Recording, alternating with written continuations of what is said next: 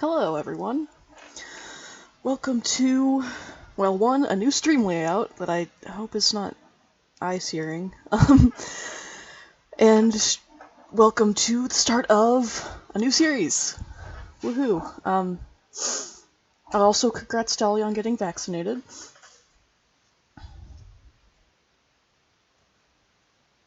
Okay, cool. I'd love for Kara to come to this. That'd be awesome. I'm here with my sweet little inchworm beanie from Pup Lion. My dear good friends at Pup Lion Industries. Yeah, I'm hoping you can keep the colors roughly the same, even if I end up needing to tone it down a bit for like eyesight saving purposes. Okay, so I'm really excited to start this. I only played this series for the first time last winter, and have just barreled through most of it since then. I mean, there is more than just the crossover game connection with Professor Layton. The first Professor Layton game didn't come out until like 6 or 7 years after the first Ace Attorney game, and apparently Professor Layton's personality was based on, or at least had the positive characteristics of Phoenix's taken from it, so they do have that in common as well.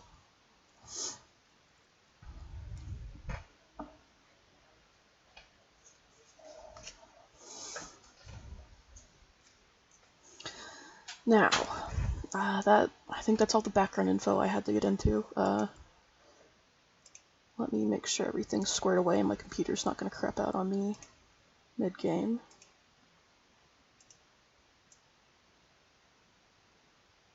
Yeah, this overlay is the result of like, I don't know, 30 minutes in Photoshop to make sure all the color, like all the lines are straight. We'll see how it goes. Oh wait, I still have it muted, never mind. Missing on the excellent timing music.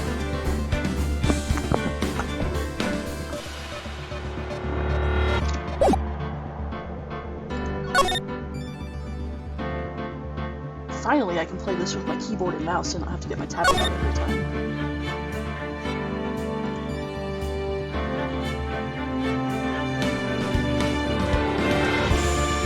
I'm gonna turn the volume on this one down a little bit, though.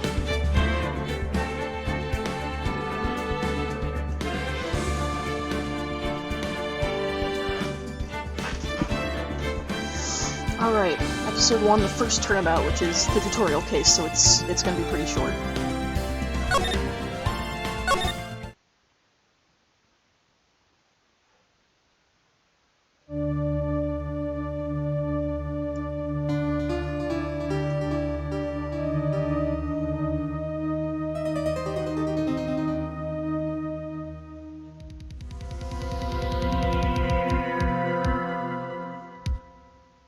Yeah, this is the remaster trilogy for like ported to PC.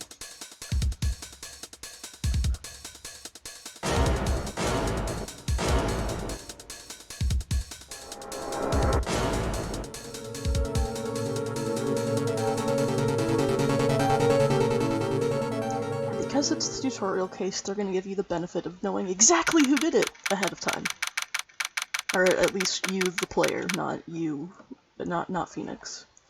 Alright, August 3rd, 9:47 a.m., District Court, Defendant Lobby Number 2. A location you will become intimately familiar with. Boy, am I nervous. Right? Oh, hiya, Chief. Whew, I'm glad I made it on time. Well, I have to say, Phoenix, I'm impressed. Not everyone takes on a murder trial right off the bat like this. It says a lot about you. And about your client as well. Thanks. Actually, it's because I owe him a favor. A favor? You mean you knew the defendant before this case? Yeah. Actually, I kind of owe my current job to him. He's one of the reasons I became an attorney. Well, that's news to me. I want to help him out in any way I can. I just really want to help him. I tell him that much. It's over! My life! Everything! It's all over! Is that your client screaming over there? Yeah, it's him. Death! Despair! I'm gonna do it! I'm gonna die! It sounds like he wants to die. Yeah. Nick! Hey! Hey there, Larry. Dude, I'm so guilty! Tell them I'm guilty! Give me the death sentence! I ain't afraid to die! What? What's wrong, Larry? Oh, it's all over! I'm finished! Finished! I can't live in a world without her! I can't! Who took her away from me, Nick? Who did this? Oh, Nick, you gotta tell me! Who took my baby away? The person responsible for your girlfriend's death? The newspapers say it was you.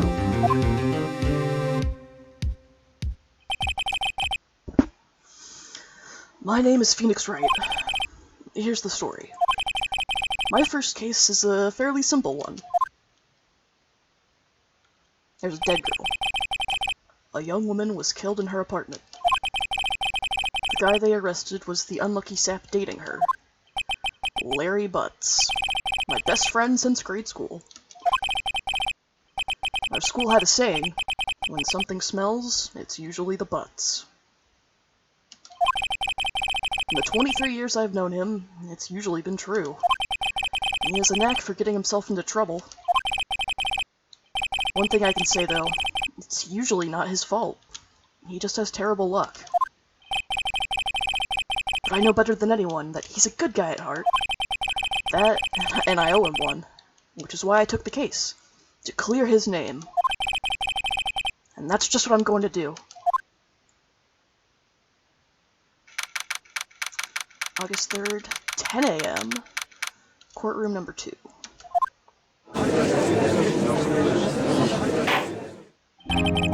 Court is now in session for the trial of Mr. Larry Butts. The prosecution is ready, Your Honor. The, defense is ready, Your Honor. Ahem. Mr. Wright, this is your first trial, is it not? Yes, Your Honor. I'm a little nervous. Your conduct during this trial will decide the fate of your client. Murder is a serious charge. For your client's sake, I hope you can control your nerves. Thank you, Your Honor? Mr. Wright, given the circumstances, I think we should have a test to ascertain your readiness. Because this is the tutorial level. Yes, Your Honor. Hands shaking, eyesight fading. The test will consist of a few simple questions. Answer them clearly and concisely. Please state the name of the defendant in this case. That would be my best friend, Larry Butts. The defendant? Well, that's Larry Butts, Your Honor. Correct. Just keep your wits about you and you'll do fine. Next question. This is a murder trial. Tell me, what's the victim's name? I know this one. Glad I read the case report cover to cover so many times. It's... wait. Oh, fuck. No way! I forgot! I'm drawing a total blank here. Phoenix? Are you absolutely sure you're up to this? You don't even know the victim's name. Oh, the victim! Of course I know the victim's name. I, just forgot. Temporarily. I think I feel a migraine coming on. Look, the victim's name is listed in the court record. Just press tab to check it anytime, okay? Remember to check it often. Do it for me, please. I'm begging you. Okay, let's do as the pretty lady says. So now you press tab, and we get the court record, which is the log of all the evidence we have at our perusal. And one thing that is always available is your attorney's badge. No one would believe I was a defense attorney if I didn't carry this.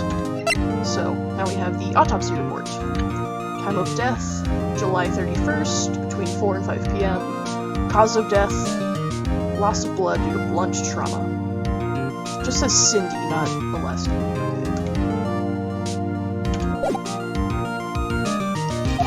Mr. Wright, who is the victim in this case? Okay, well it's not Mia Fey because she's standing right next to me. It's not Cinderblock because that would be a little too on the nose even for this game. So I'm gonna have to say it's Cindy Stone. Victim's name is Cindy Stone. Correct. Now, tell me, what was the cause of death? She died because she was poisoned, hit with a blunt object, okay, blunt object. We saw that blood pulling out of her noggin. It's blunt object. She was struck once by a blunt object. Correct! You've answered all my questions. I see no reason why we shouldn't proceed. You seem much more relaxed, Mr. Wright. Good for you. Thank you, Your Honor. Because I don't feel relaxed, that's for sure. Well then, first, the question for the prosecution. Mr. Payne? Yes, Your Honor? As Mr. Wright just told us, the victim was struck with a blunt object. Would you explain to the court just what that object was? The murder weapon was this statue of the Thinker. It was found lying on the floor next to the victim. I see. The court accepts it into evidence. Statue added to the court record. Statue in the shape of the Thinker. It's rather heavy. Right. Be sure to pay attention to any evidence added during the trial. That evidence is the only ammunition you have in court. Use tab. Check the court record legally. Mr. Payne, the prosecution may call its first witness. The prosecution called the defendant, Mr. Butts, to the stand. Chief? What do I do now? Pay attention. You don't want to miss any information that might help your client's case. You'll get your chance to respond to the prosecution later, so be ready. Let's just hope he doesn't say anything unfortunate. Uh-oh. Larry gets excited easily. This could be bad.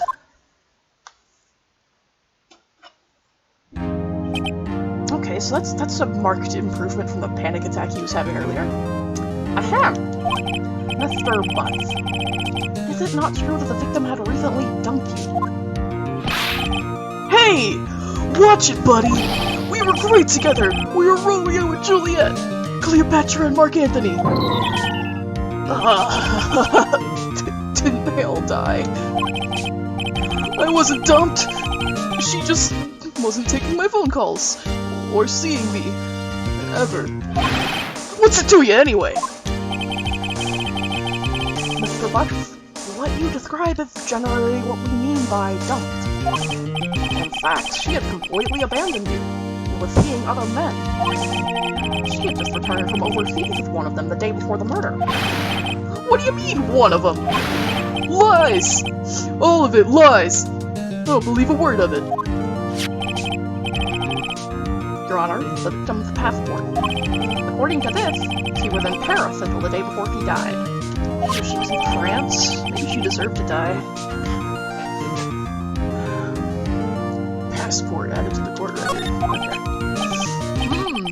Okay. Indeed. She appears to have returned the day before the murder. Dude. No way. The victim was a model, but did not have a large income. It appears that she had several sugar daddies. Daddies? Sugar? Yes, older men who gave her money and gifts. She took their money and used it to support her lifestyle. Dude! We can clearly see what kind of woman this Miss Stone was. Yeah, she was a boss! Tell me, Mr. Butts, what do you think of her now? Right? I don't think you want him to answer that question. Yeah. Larry has a way of running his mouth in all the wrong directions. Should I stop him from answering?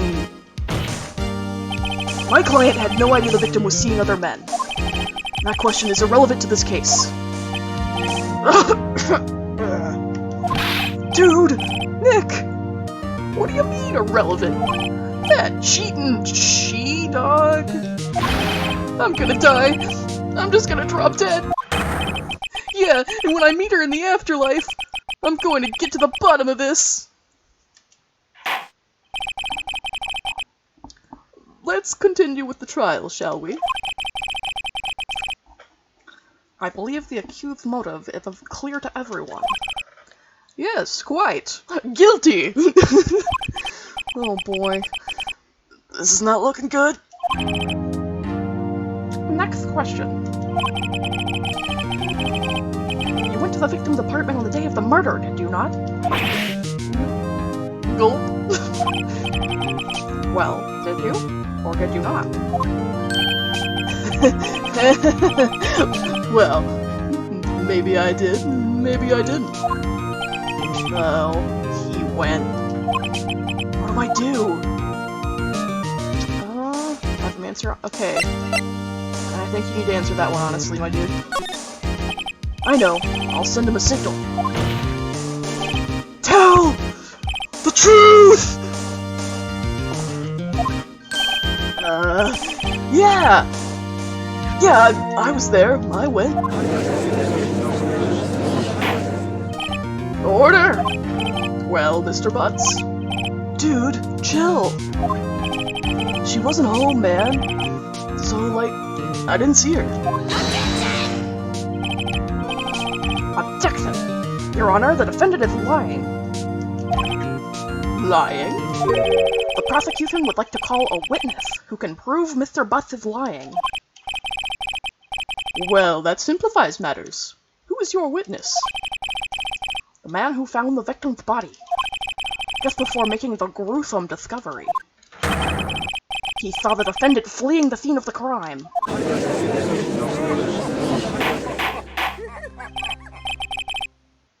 I don't know if I should thank Lesbophobia for following me, but like, congrats on the name. Wait, is that Kara? Is that actually Kara? Kara, will the real Lesbophobia please stand up?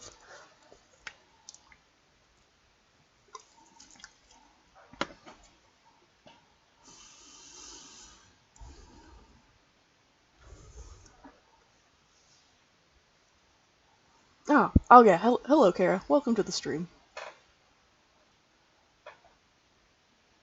Hang on a sec. Alright, where were we? Okay, they're about to call their first, and because this is a tutorial case, only witness, who is also definitely the culprit.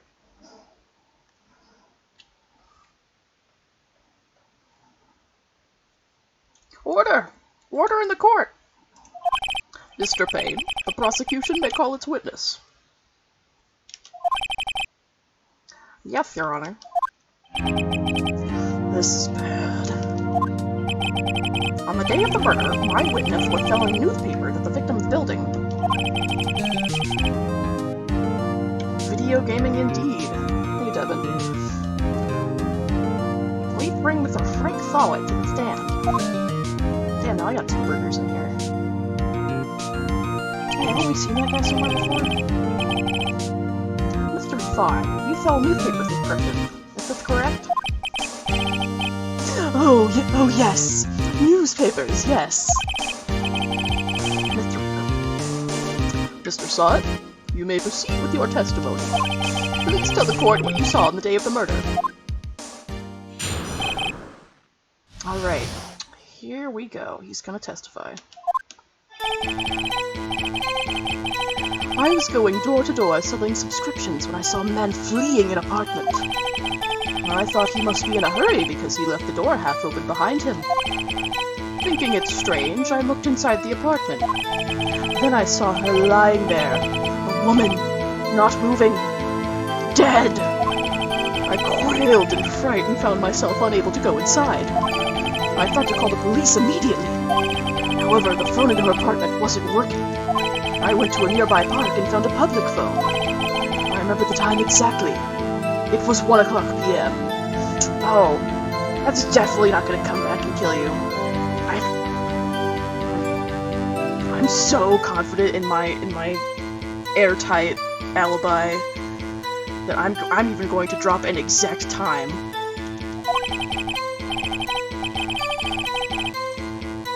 The man who ran was, without a doubt, the defendant sitting right over there.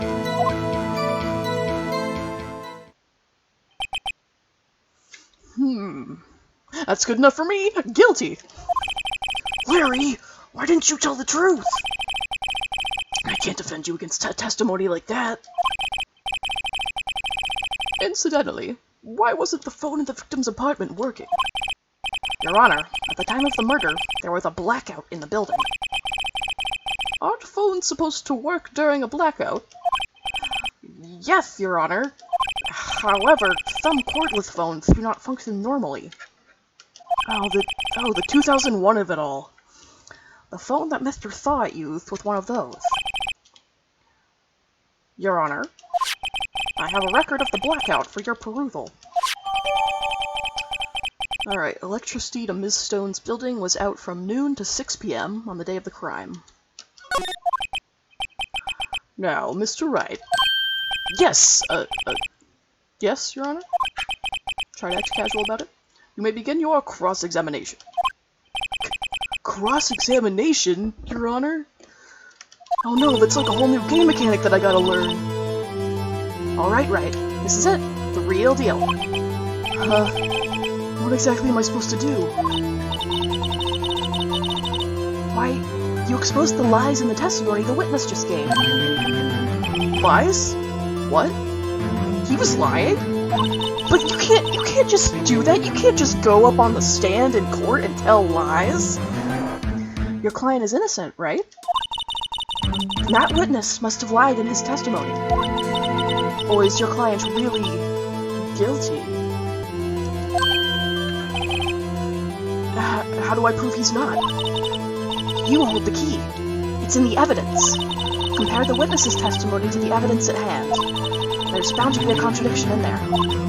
First, find contradictions between the court record and the witness's testimony. Then, once you've found the contradicting evidence, present it and rub it in the witness's face. Yes, ma'am. Okay. Open the court record with tab, then point out contradictions in the testimony.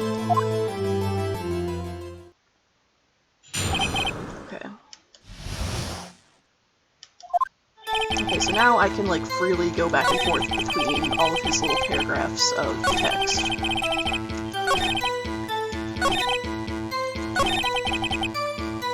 So... okay, I think the clearest thing I have to get with is the fact that he said a specific time of death. And I have the autopsy report that said she died between 4 and 5. Mia, how are you making text you say with your mouth red? Okay, autopsy report. Objection! Objection! You found the body at 1 p.m. You're sure? Yes, it was 1 o'clock p.m. for certain. Frankly, I find that hard to believe.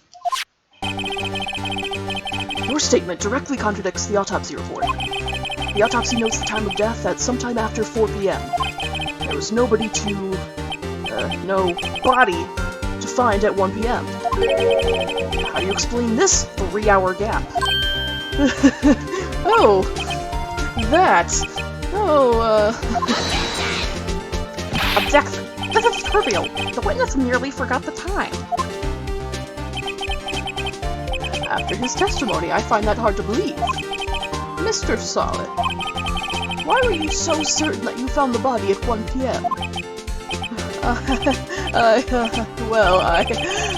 Gee, that's a really good question. Great job, Wright. Way to put him on the spot. That's all you have to do. Point out contradictions. Lies always beget more lies. See through one, and their whole story falls apart. Wait! I remember now. Would you care to give your testimony again? Alright, once again. You see, when I found the body, I heard the time. There was a voice saying the time. It was probably coming from the television. Oh, but it was 3 hours off, wasn't it? I guess the victim must have been watching a video of a taped program. That's why I thought it was 1 p.m. Terribly sorry about the misunderstanding.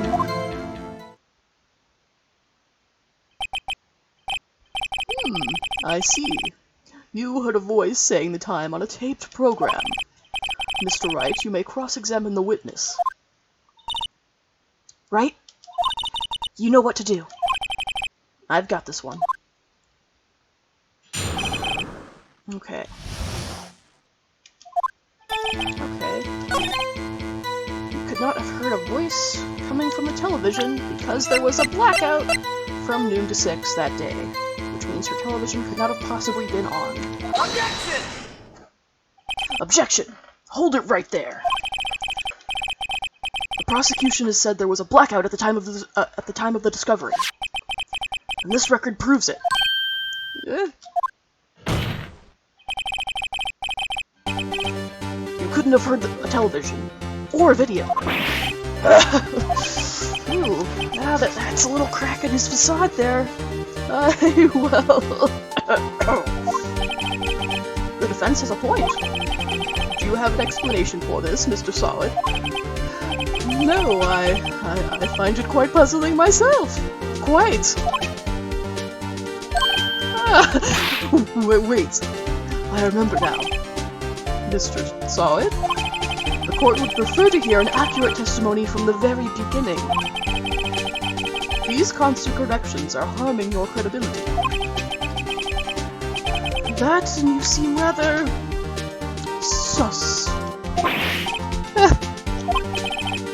My apologies, Your Honor. It must have been the shock of finding the body. Very well, Mr. Solid. Let's hear testimony once more, please.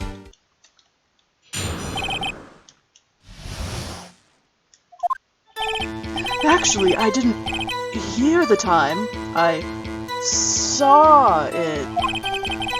There was a table clock in the apartment, wasn't there? Yeah, the murder weapon the killer used to hit the victim. That must have been what I saw. You saw a clock. I guess that would explain it. The defense may cross-examine the witness. Gladly.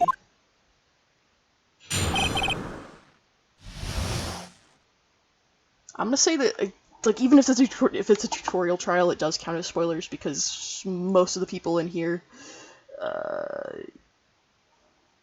yeah, have not played this game.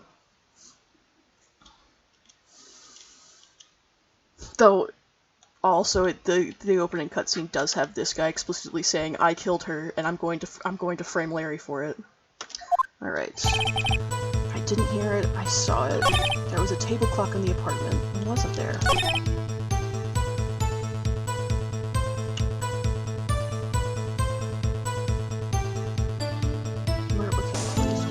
That must have been what I saw. Now, find the contradiction. Okay, you saw it. You couldn't have saw it if it was from the thinker. Objection! Wait just a moment. The murder weapon wasn't a clock. It was the statue. Now, how is this supposed to be a clock? You! With your objections and your evidence! Just who do you think you are? Just answer the question, Mr. Sod. Hey, I saw it there, okay? That's a clock. Your Honor, if I may. Yes, Mr. Payne? As the witness stated, the statue is indeed a clock. the neck of the switch. You just tilt it and it says the time out loud. As it doesn't look like a clock, I submitted it as a statue. My apologies. Okay, so like somehow it's both? Whatever. I see. So the murder weapon was a table clock after all. Well, Mr. Wright, it appears that the witness's testimony was correct. This is a clock. Do you have any problems with his testimony now? I don't know, man. I think, yeah, because how would you... Your Honor, there's a gaping hole in the witness's testimony. The only way he could have known the weapon was a clock is to hold it in his hand. Yet the witness testified that he never entered the apartment. Clearly a contradiction. Indeed. The witness knew it was a clock because he went into the apartment. You're lying. You were inside the apartment on the day of the murder. Oh yeah? Prove it. Prove I went in there. I'll do better than that. I can prove you were the one who killed her. You struck her with the clock, and the shock of the blow triggered the clock's voice. That was the sound you heard. Order in the court. Intriguing. Please continue, Mr. Wright. Yes, Your Honor. I almost gave him the judge's voice. Okay. Yes, Your Honor. Mr. Sod? The sound must have left quite an impression on you. Understandable, since the murder weapon spoke just as you hit the victim. That voice was burned into your mind. That's why you were so certain about the time. What's the meaning of this? This is all baseless conjecture. Baseless? Oh no, I assure you it's quite based.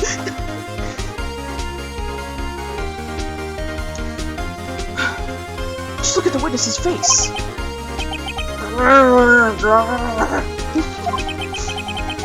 Would the witness care to elaborate? Did you strike the victim with the clock? That day, I never, look, the clock, I heard, no, I mean, I saw, Shut up, I hate you. It was him, I tell you, I saw him. He killed her, and he should burn, give him death. Order in the court, I say. Your Honor, a moment, please. There wasn't a thread of evidence supporting the defense's claims. Mr. Wright? Your Honor? You claim the sound the witness heard came from the clock. Do you have any evidence? The whole case is riding on this. I better think it through carefully. Your Honor? The sound Mr. Sot heard was definitely this clock. A fact which is clear if you simply try sounding the clock. Let's sound the clock now, here in this court. Your Honor, may I have the clock? I ask the court to listen very carefully. Beep. I think it's 8:25. That certainly is a strange way to announce the time. Well, he is the thinker, after all. So, we've heard the clock. What are your conclusions, Mr. Wright? Mr. Payne? Can you tell me what time it is now? It's 11:25. As you can see, this clock is exactly 3 hours slow. Precisely the discrepancy between what Mr. Sot heard and the actual time of death. So, Mr. Sot, try to talk your way out of this one. You forgot one thing. What's he talking about now?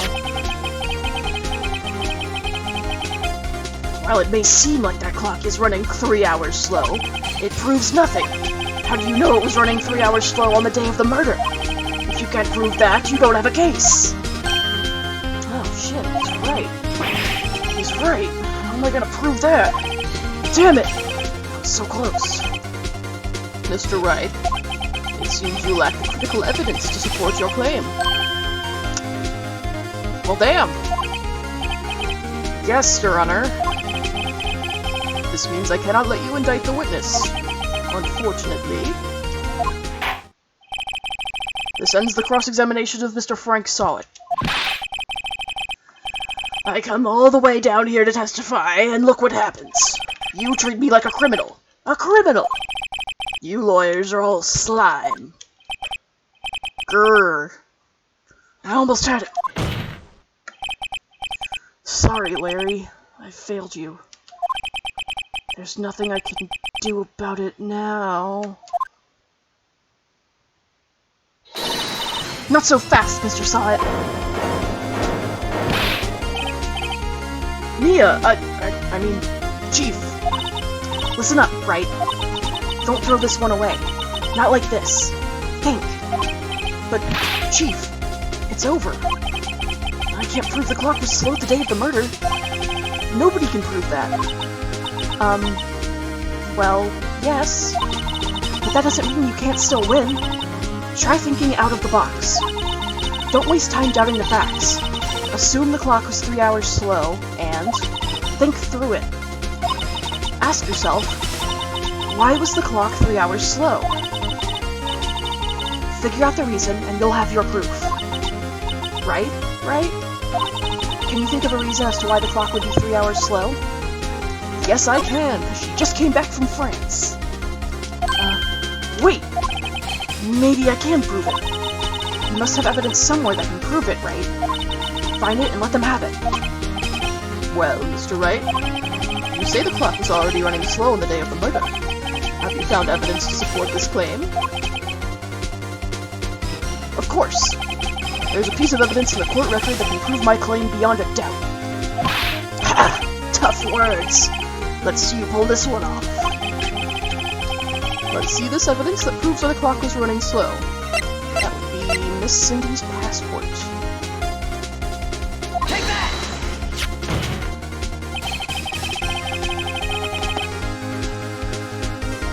The victim had just returned home from abroad the day before the murder.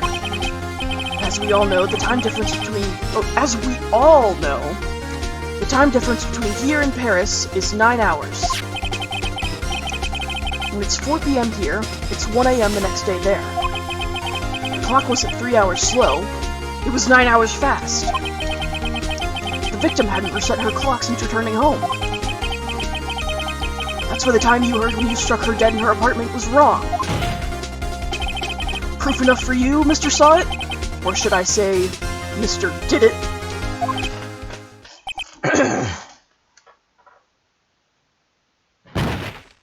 Oh my god, this man has rabies? Order! Order, I say! Well, this case has certainly turned out differently than we all expected. Mr. Payne, your witness? He was arrested and have been taken away, Your Honor. Very well. Mr. Wright? Yes, Your Honor. I have to say, I'm impressed. I don't think I've ever seen someone complete a defense so quickly, and find the true culprit at the same time. Thank you, Your Honor. At this point, this is only a formality, but this court finds the defendant, Mr. Larry Butts, not guilty! Yay! Yay, Larry! You get to go back to doing whatever the fuck. And with that, this court is adjourned. And they release confetti from the ceiling, which has been hand-cut by Gumshoe, painstakingly. It turns out that Frank Syatt was a common burglar. He posed as a newspaper salesman to check and see when people were out of the house. That day, when Larry went to her apartment, the victim wasn't home. After he left, Mr. Syatt let himself in to do his dirty work. While he was searching her place, the victim returned. flustered, Mr. Sonic grabbed the nearest blunt object he could find. And killed her. To death, bro.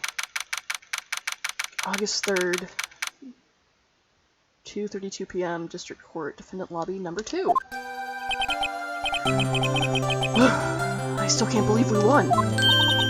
Right? Good job in there. Congratulations. Thanks, Chief. I owe it all to you. Not at all, not at all. You fought your own battles in there. It's been a while since I've seen a trial end on such a satisfying note. I've never seen the Chief looking this happy. If she's this glad, imagine how Larry must feel. My life is over. Larry, you're supposed to be happy. What's wrong now? Aw, Nick. Don't worry about me. I'll be dead and gone soon. Good. Wait, I mean, no. Bad. Bad, bad, bad. Larry, you're innocent. The case is closed. Huh?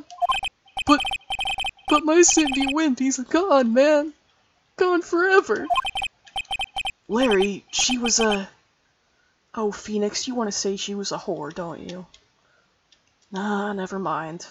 Yeah, keep it that way. Don't insult your buddy's dead girlfriend for being an absolute boss.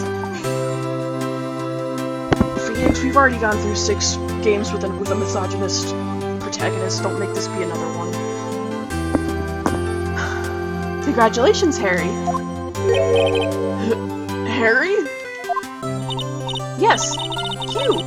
I can practically see the headlines now. Harry Butts, innocent.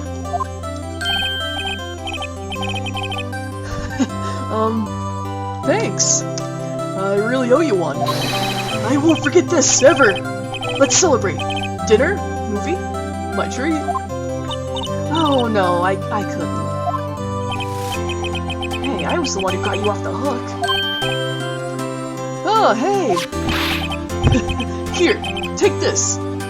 It's a present. A present? For me? Wait, wasn't this the evidence that... Actually, I made this clock for her. I made one for her, and one for me. Really? You? You made this? Well, thank you. I'll keep it as a memento. Yo, Nick. Can you believe it? I was so into that chick. And she was just playing me for a fool. Don't that make you just want to cry? Larry. Are you sure? Are you so sure? Excuse me? I think she thought quite a lot of you in her own way. Nah, you don't gotta sympathize with me. It's okay.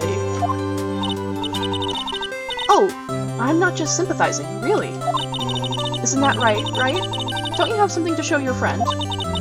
Something that proves how she felt about him? Huh? Oh yeah, right! What the heck is she talking about?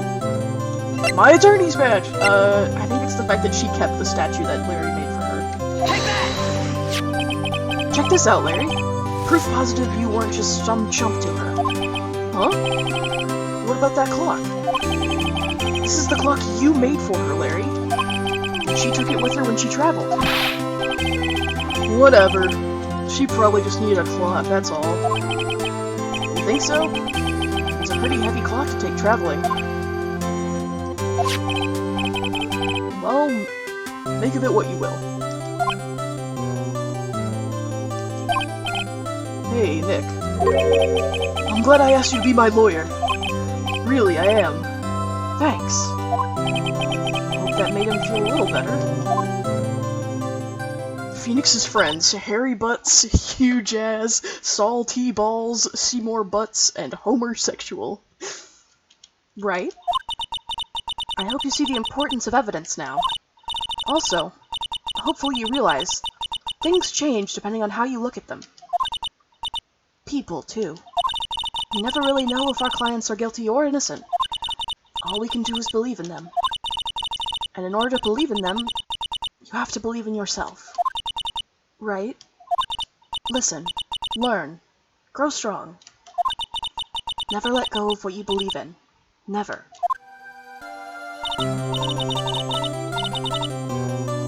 Well, I think our work here is done. Shall we be off? Yeah, I guess so. Say, how about dinner? On me? We'll drink a toast to innocent butts. Yeah. Oh, speaking of Harry, you were saying part of why you became a lawyer was because of him. Yeah. Part, at least. You'll have to tell me more about it sometime. Maybe over drinks? And so, my first trial came to a close. Larry slapped me on the back and said, "Gee, Nick, it's good to have friends." But I'm pretty sure he's not going to pay us, unless you count the clock he gave Mia. I didn't know it then. But that clock was soon going to be at the center of another incident. And my promise to tell the chief about me and Larry would be one promise that I wouldn't be able to keep. The running joke is that no one pays them. And that's why, like, they're all, like, constantly, like, I don't have money for ramen, or whatever.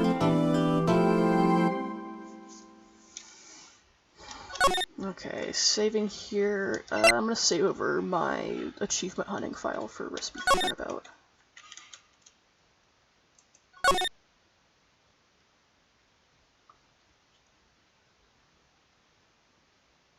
Alright. Now we move on to Episode 2, Turnabout Sisters. Alright, second case already. Hello? This is Maya. Hey, Maya. It's me. Mia! What's up? You haven't called in a while. Sorry, I've been so busy. How have you been? Well, lonely, and it's all your fault. Nah, I'm just teasing. I've been great. I'm finally getting used to having my own place. That's good to hear. Actually, I'm calling because I have a favor to ask. I know. You want me to hold evidence for you? Sharp as always. There's a lot of buzz about the upcoming trial. I just don't feel safe keeping the evidence here. I gotcha. So, what is it this time? It's a clock. A clock? Yeah, it's made to look like that statue, the Thinker, and it tells you the time. I thought you might like it. You always like toys. Hey, I'm not a little girl anymore, sis. Now. You know I'm only teasing. I should probably tell you, the clock isn't talking right now. Huh? It's not working? That's lame. I had to take the clockwork out. Sorry. I put some papers inside it instead. Papers? Is that the evidence then? Well, there's a possibility that it might turn out that way, yes. Can you come by the office tonight, say 9, to pick it up? I'll be in a pre-trial meeting until then. Okay, sis. But I expect dinner. Something good. Like burgers. Because for some reason they decided to censor, like, all mentions of ramen with burgers instead for the localization. So I'm gonna, like, burgers! I could really go for a good burger. Eat your hamburgers, Apollo. Okay. We'll hit the usual joint. Alright, it's a deal. Okay, sis. See you soon. Yep. I'll be waiting, Maya.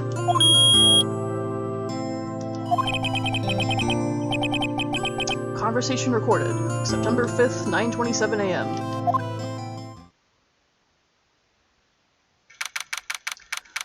September 5th, 8:57 p.m. Fay & Co. Law Offices. Now, Miss Fay, I'll take what's mine. The papers. I'm sorry, but I can't give you what I don't have. Miss Fay, you are a poor liar. Why, I see it right over there. That must be the thinker that swallowed those papers. How could you know? You are not cogniferous of my background. Gathering information is my business, you see. I should have been more careful. Oh, my dear Miss Fay. I am so very sorry. But I am afraid I must ask you for one more thing. Your eternal silence. Farewell, Miss Fay.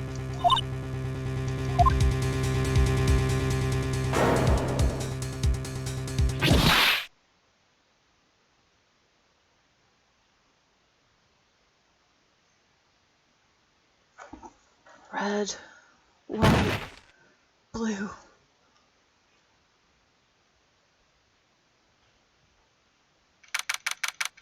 September 5th. Okay, like 10 minutes later. Fay and Co. law offices. Everyone pour one out for Mia and her tiggle bitties. Uh-oh, I'm late. Huh, that's strange. Guess the chief left without me. She said her sister was coming over so we could all go out for dinner. What's that smell? Blood? Mia! Maybe she's in her office. Alright, so now I get to do this. I smell blood. That can't be good. I have to check and see if Mia... the chief's okay.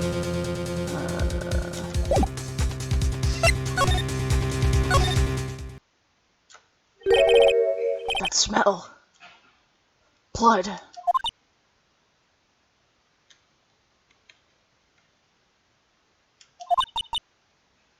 Phoenix has blood in him, doesn't he? Sis! Someone's there! Chief? Chief? Chief!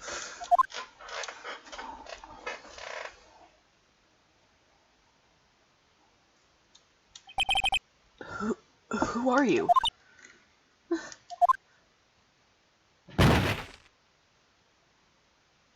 She's passing out, apparently.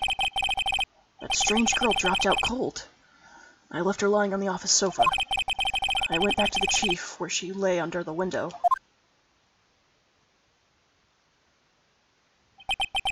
Her body was still warm, and I could feel it when I held her shoulder.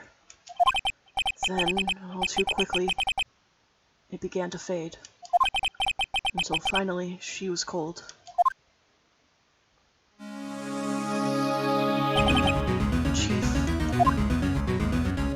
Okay, shit, I guess we're getting thrown right into the investigation phase. Okay. Some shards of glass are scattered on the floor. They seem to be the remains of a glass light stand. It's encrusted with dried blood. How ironic that this became the murder weapon. Again. Chief. It's hard seeing her like this. If there are any clues here... She was struck on the head with a blunt object. She probably died instantly. The thinker, lying next to her, must have been the murder weapon. The murder weapon. Looks like a statue, but it's actually a clock, made by Larry Butts. There are some glass shards in the chief's body. Must be pieces of the glass light stand lying broken in the back of the room. Okay, glass shards added to the court record. Nothing else that seems like a clue here, except for that receipt that just appeared here. A piece of paper! It must have fallen from Mia's hand. What could it be? A word is written in blood on this scrap of paper. Maya? Did Mia write this? This piece of paper is a receipt from a department store, dated yesterday. To the court record. I think that's enough snooping around for now. I'd better call the police, since I've already contaminated the crime scene, and find out what that girl was doing here. phone. There we are. Right. I'd better call the police. Huh? That's funny. A few of the screws in the receiver are missing. It looks like someone was halfway through taking it apart. Police? Please, come quick! What was that? Someone screaming from the outside window? She's staring right at me! She's holding a phone in her hand.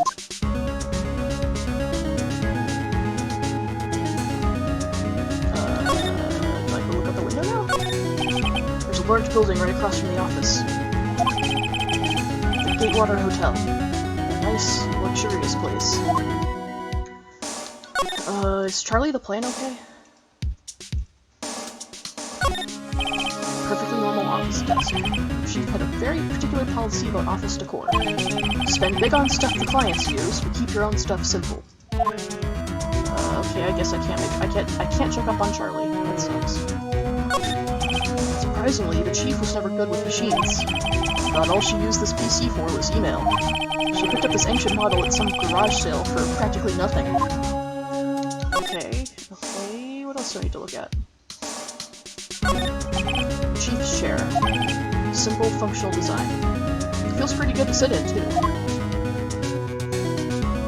I will give mine a kiss on the head just for you. It's painful to look at, but I have to for Mia's sake. Okay, yeah, I already solved this. What am I missing?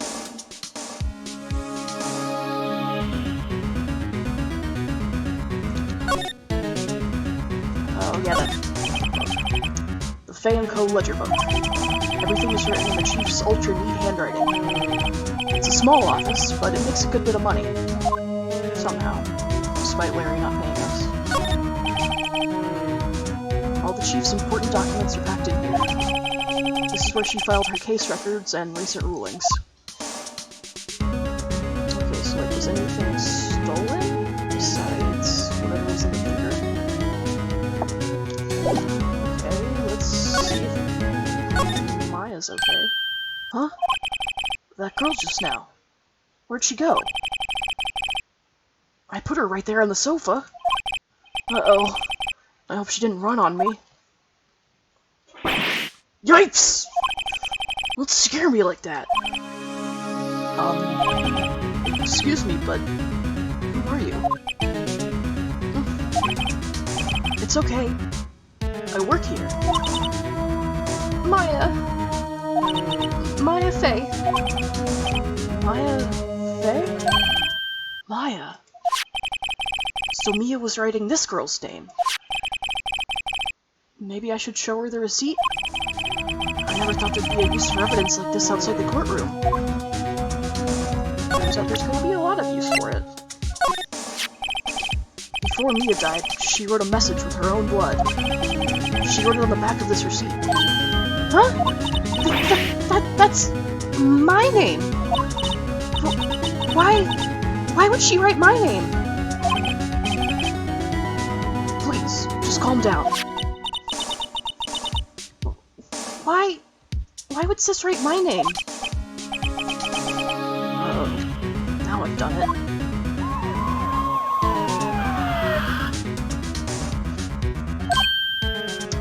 Cavalry's here.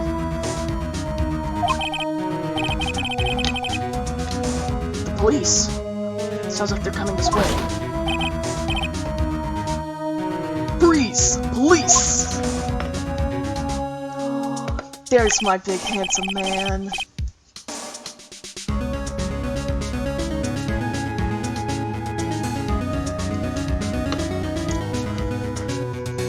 Alright, I'm Detective Dick Gumshoe, see?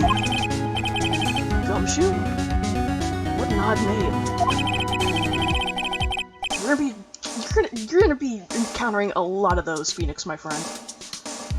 We received a report from the building across the way, see? Got a person saying they saw a murderer. It must have been that woman I saw. Anyway, I don't want either of you moving 1 inch, okay? Great. just great. Maya.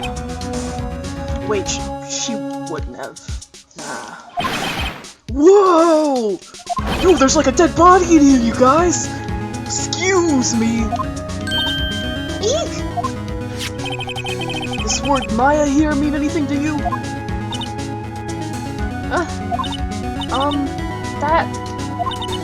That's my name. What?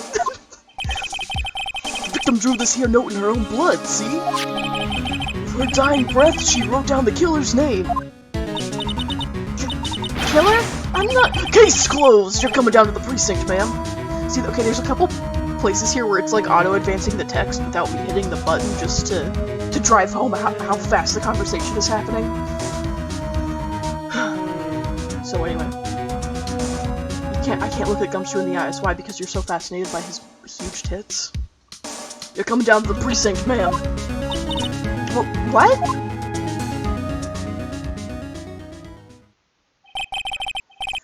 Mia's younger sister, Maya, was arrested on the spot. I was taken in for questioning and didn't get out until the next morning.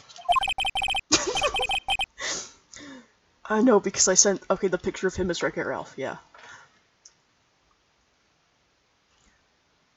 My eyes were heavy, but I couldn't sleep. And I sat around waiting for visiting hours to begin at the detention center. I had to talk to Maya as soon as possible. September 6th, 9:07 a.m., detention center, visitors room. Wow, they have poor Maya locked up like a criminal. Oh, it's you, the lawyer. Good morning. Good morning. She looks so tired. Are you going to be my attorney? Well, that's what I wanted to talk to you about. It's up to you. I'd better give it to her straight. It's up to you. Up to me? Yes. I don't think this is something I should decide. After all, you're the one in trouble here. They're never going to believe me, are they? Even you, when you found me in the office, you looked at me like I had done it. Did I look at her like that? No, I never thought. It's okay. I understand. And I've also heard about you. Heard? Heard what about me? I was talking to my sister on the phone the other day. Today was my junior partner's first time in court. Wow, really? How'd that go? It was quite the scene. Honestly, I was on edge the whole time. It's been a while. So he crashed and burned? He's a genius. One of those strike fear into the hearts of evil types. The only thing he's lacking is experience. Huh. Sounds like it was fun. Well, I know who to go if I ever get into trouble now. I don't know, Maya. I think you might want to wait. Give him 3 more years. That is, unless you want to be found guilty. Oh, that's so hilarious, because 3 years from now, Phoenix is disbarred. That's what she said. I'm sorry. I didn't mean to insult you. No, it's okay. It's true, I guess. But at the same time, I can't just sit by and watch. When I think of the person who did this to Mia. I know. Alright, so what can you tell me about yourself? There's something I've been wanting to ask you. Yes? What's with that outfit?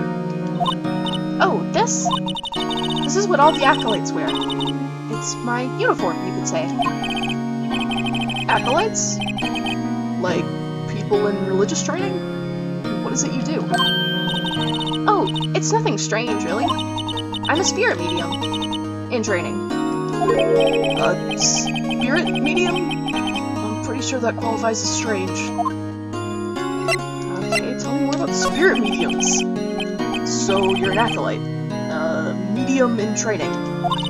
That's right. The Fae family, especially the women, have always been very sensitive to the spirit world. Wait a second. You said the Fae family? There's more of you? Wait, so you have parents? You came from somewhere? So, Mia was into this stuff too? Of course. She left the mountain to follow her career, she said. Her powers were first class, too. I had no idea. Wait. What? So you're a real, honest-to-goodness spirit medium? With ESP and all that? Yes. In training. Well, can't you contact Mia's spirit then? We can just ask her who killed her. I'm sorry. I'm still in training. I couldn't do something on that level. I thought that would be too easy. Little insensitive there, Phoenix. Like, she's been dead 12 hours. Could you tell me about the day of the murder? Yes. Let's see. That morning, I got a call from my sister. She wanted me to hold on to a piece of evidence for an upcoming trial. Evidence? Yes. That clock shaped like the thinker. The one Larry made. How could it have been evidence in a case? Right. She said something about that. I remember. Do you want to hear it in her own voice? Her own voice? Yes. I'm pretty sure our conversation is on my cell phone. You recorded it! Yeah. I forgot how to delete those things. Okay. Give me that sweet evidence, Maya. So, you say you have a conversation with your sister on your cell phone? Let's hear it! Right. Oh, I just remembered. That detective took my cell phone. Sorry. Oh, right. Of course. Well, now we have an excuse to go see Gumshoe next. Next time I see Detective Gumshoe, I'll ask him for it. I'll write you a note so you don't forget, okay? Sure, thanks. Maya's memo added to the court record. Thank you, Newbie07, for following me. Hi, Mitchell. Maya's memo added to the court record. A conversation I had with my sister is recorded on my cell phone.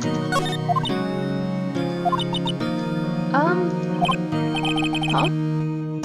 Something the matter? I was wondering, could I ask you a favor? Huh? This is the address of a famous lawyer. My sister gave me this a long time ago. She said if I was ever in trouble, I should call him. And, well, I'm in trouble. Do you think you could go ask him to represent me?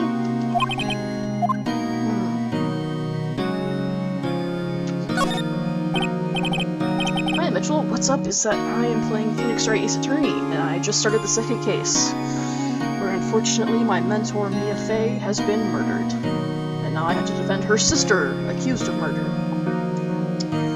Sure, why not? I'll go ask. Well, actually, I have to go ask this other guy to defend her first. Thank you so much. I have no one else to turn to. Say, what about your parents?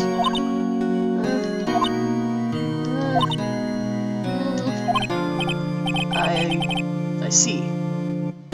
Don't worry. Leave it to me. Thank you. The trial's tomorrow at 10 o'clock. What? Tomorrow? Tomorrow. What if this guy refuses?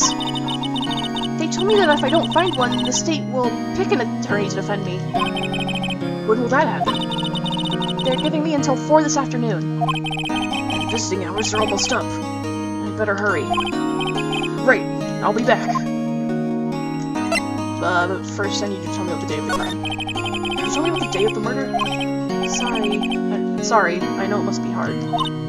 No, it's okay. All I've been doing the last few hours is talking about it. I've kind of gotten used to it. Let's see. Oh, wait. Didn't we just finish this up? Yeah, okay. When did you arrive at the office? It was right around 9. Okay, the lights were off, and I could smell blood. Then I found her. My sister.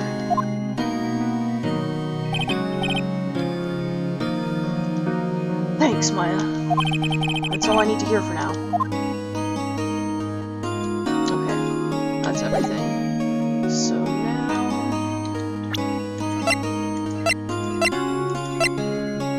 what do I have to do now? I need to go ask Mr. Grossberg to defend her. December 6th, Grossberg Law Offices. According to the receptionist, the big boss is out. She couldn't say when he'd be back. It must be hard to keep track of everything when you're a famous lawyer. Not to mention run an office like this. I guess I'll just have to come back later. But I could fool around and examine all of his nice things first. Expensive-looking mahogany bookshelves filled with expensive-looking books. Funny. They don't look like they've ever been read. Hilarious! A solid mahogany desk. The wood's been polished to a deep luster. An expensive potted plant. No idea what kind of plant it is, but it's probably the most expensive one available. That painting has been bugging me ever since I stepped in here. The oil paint is so thick it's practically giving me a stuffed nose. I'm sure the price is nothing to sneeze at either, for that matter. A table for clients. An elegant ebony case? And if I'm not mistaken, that lighter's made out of solid gold. Even I can tell someone here's got money to burn. Damn, Grossy. I guess that's all I can poke around at here. So, what's my other option? Is to... like, hey, sorry, I can't get you a lawyer. Hey! What is it? Did you meet the lawyer? Sorry. I haven't seen him yet. I see. I'd better go see if I can find this elite lawyer she's talking about. First I'm gonna show her my attorney's badge. Sorry, I've never seen that before. Well, of course you haven't, it's mine. Do you know anything about this evidence? I wanted to ask you about the murder weapon. Poor sis. Better ask her about this now. Okay, where's the glass? This was lying next to the chief's body. I saw that too. They said they thought these were pieces of a broken light stand. Yeah, that seems about right. Though I'd never heard of a glass light stand before this. Okay, so I guess that gives us reason to suspect that the glass came from something else. So why does this exist? Remember that receipt? You mean the one with my name on it? Any idea why she... Absolutely none. Do you trust me? Of course I do! I trust you. Why? Don't you think I did it too? No, I don't. It's just a hunch, but... That detective thinks I did it. Well, I've got a bone to pick with Gumshoe.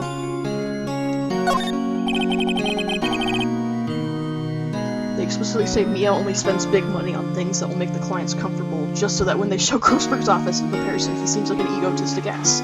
And you are correct! I wanted to ask you about your cell phone. That detective took it. Okay, yeah, Gumshoe has her cell phone. So, Gumshoe took it. I'll have to try and get it back next time I see him. Okay. What else do I have an option to go to? Oh, I can go to the law offices. I bet Gumshoe's gonna be here. Okay.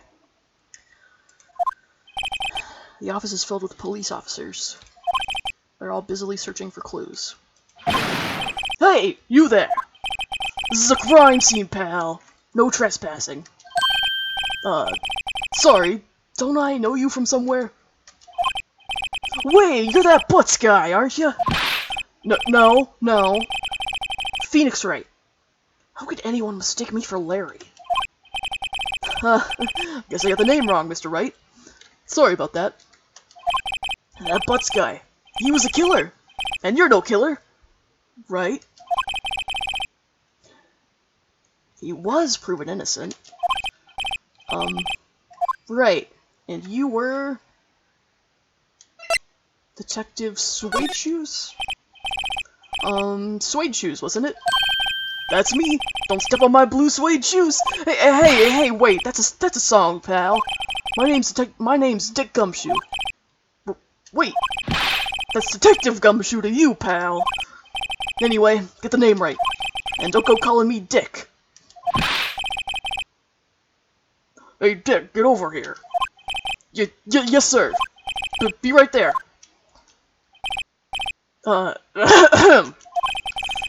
You're a lawyer, right, pal? If you got business here, you'd better do it quick. Whew, he thinks I'm Maya's lawyer.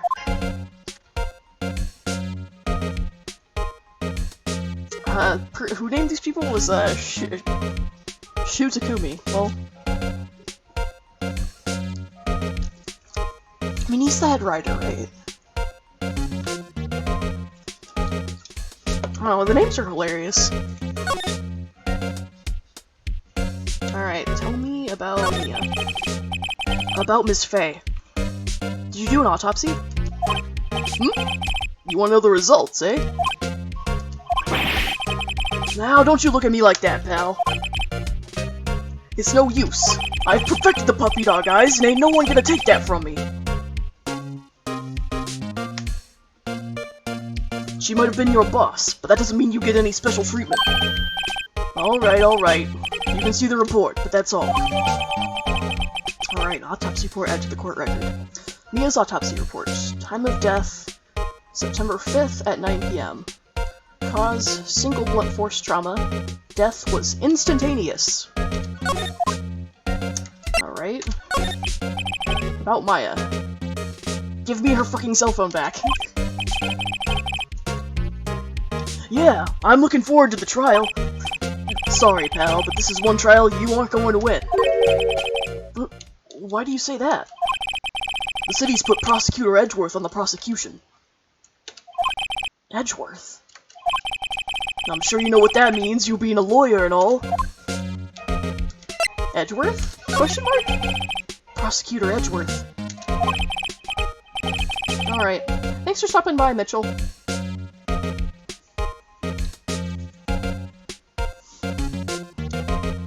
That's right, pal. Mr. Miles Edgeworth himself. Wait. You do know him, don't you? Of course I do. I know him. He's a feared prosecutor. He doesn't feel pain. He doesn't feel remorse. My God, Phoenix, how could you say that about him? He won't stop until he gets his guilty verdict. Aw, don't talk about him that way. You make him barely sound human. Still, I'm afraid this pretty much decides the case. So, Edgeworth is on this one. He hasn't lost a case since he became a prosecutor at the incredibly young age of 20. Of course, there are rumors of back-alley deals and forged evidence. All I know for sure is that Edgeworth hates crime with an almost abnormal passion. I never imagined I'd be facing him so soon. Okay, so now I'm gonna show him Maya's note and be like, hey, give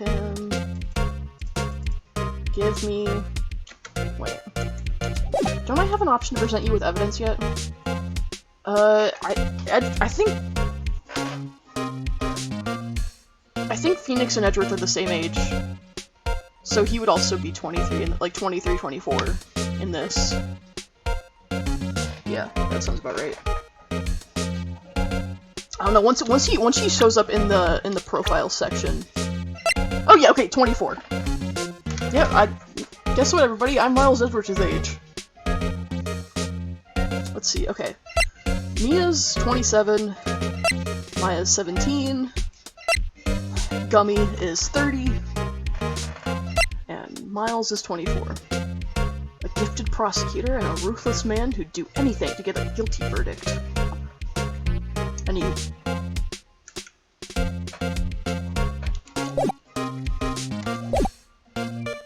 Okay, now I need you to give me Maya's phone back.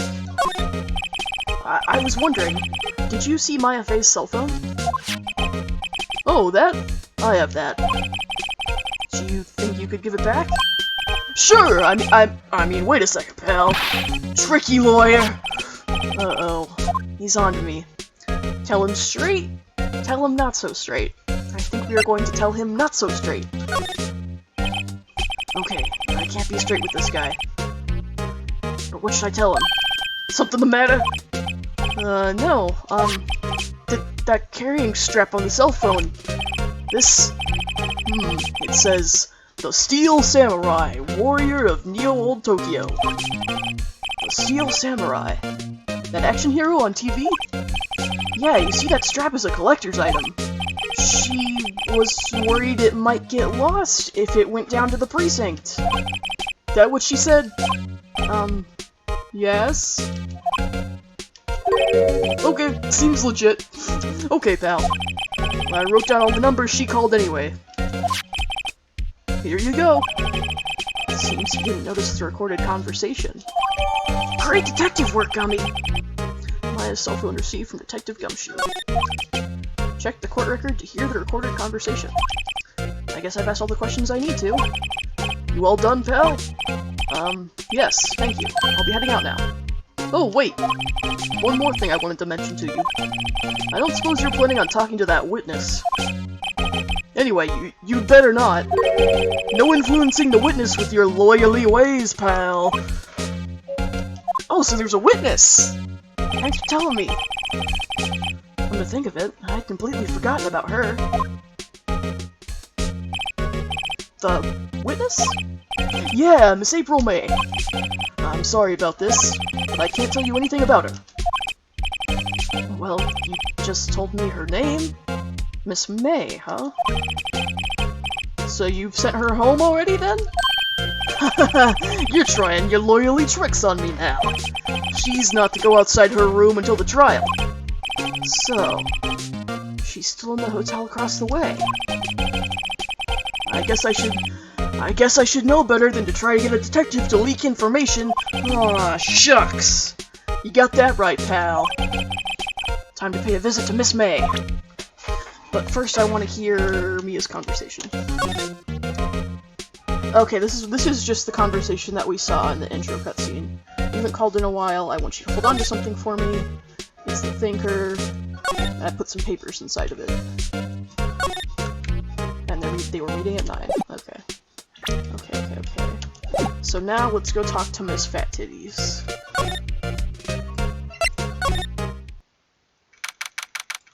September 6, Gatewater Hotel Room 303. Well, hello there, handsome. Hi. Smooth, right? Real smooth. You're the lawyer, aren't you? The detective told me. He said, don't say nothing to that lawyer, pal. About itself. Thank Detective Gumshoe for making my job harder. Gee, this is all like something out of a movie. It's all so exciting. I can hardly contain myself. Ooh, let me go freshen up so I can look the part of the beautiful eyewitness. I could be the lawyer that has to cross-examine this one. Bro, that's you. You have to cross-examine her. Oh wait, except for I'm still technically looking for Grossberg to defend her, but it's kind of a foregone conclusion that he's not going to want me to. There's a screwdriver stuck in this drawer. I wonder what's inside. Let's take a look. Hey! Hey! What are you doing? No touching! Ooh, bad boy. You really shouldn't pry around in other people's rooms now. You wouldn't want to make me upset, would you? Upset? I thought she was going to explode there for a second. I wonder what could be inside the drawer.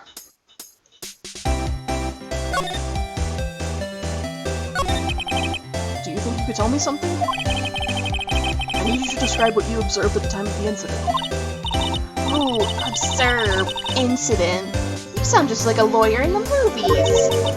I like a man with a big vocabulary. Better not encourage her. You know that thing that happened the other day? The bad thing? What did you see when it happened?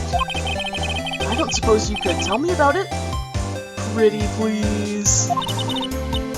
Let me see. Well, dream on. If you want to know, you'll just have to come to court tomorrow, Mr. Lawyer. Oh boy.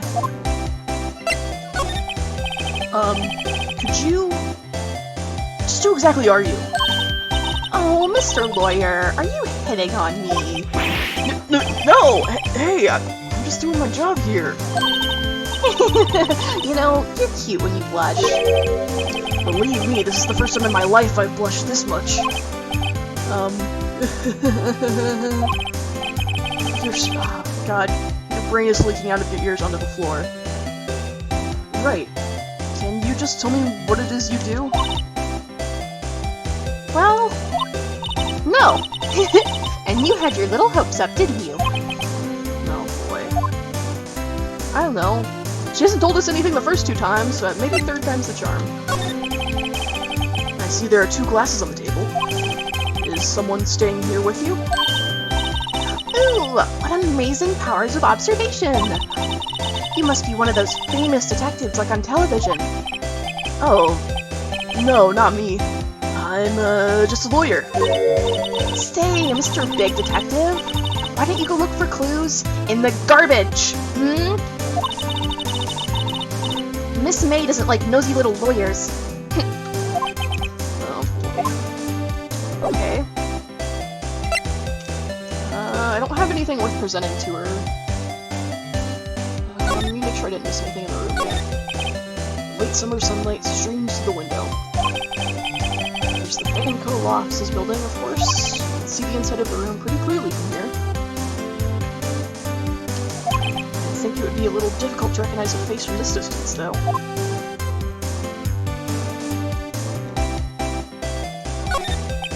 Ah, still scene painting. Ah, wait, should that be still life? Whatever. One of those is hanging on the wall. Okay, I already got that. What the flowers? Flowers are fake, as expected. I know sunflowers and tulips, but that's about the extent of my floral knowledge. A simple bed. It's been recently made, nothing eye-catching here. Okay, that's all I can do here for now. Let's go back and see if Grossberg's in, so I can ask him to defend Maya. Good night, Neil. Thanks for coming. Seems like Mr. Grossberg is out. Well, maybe I should just wait for him to come back.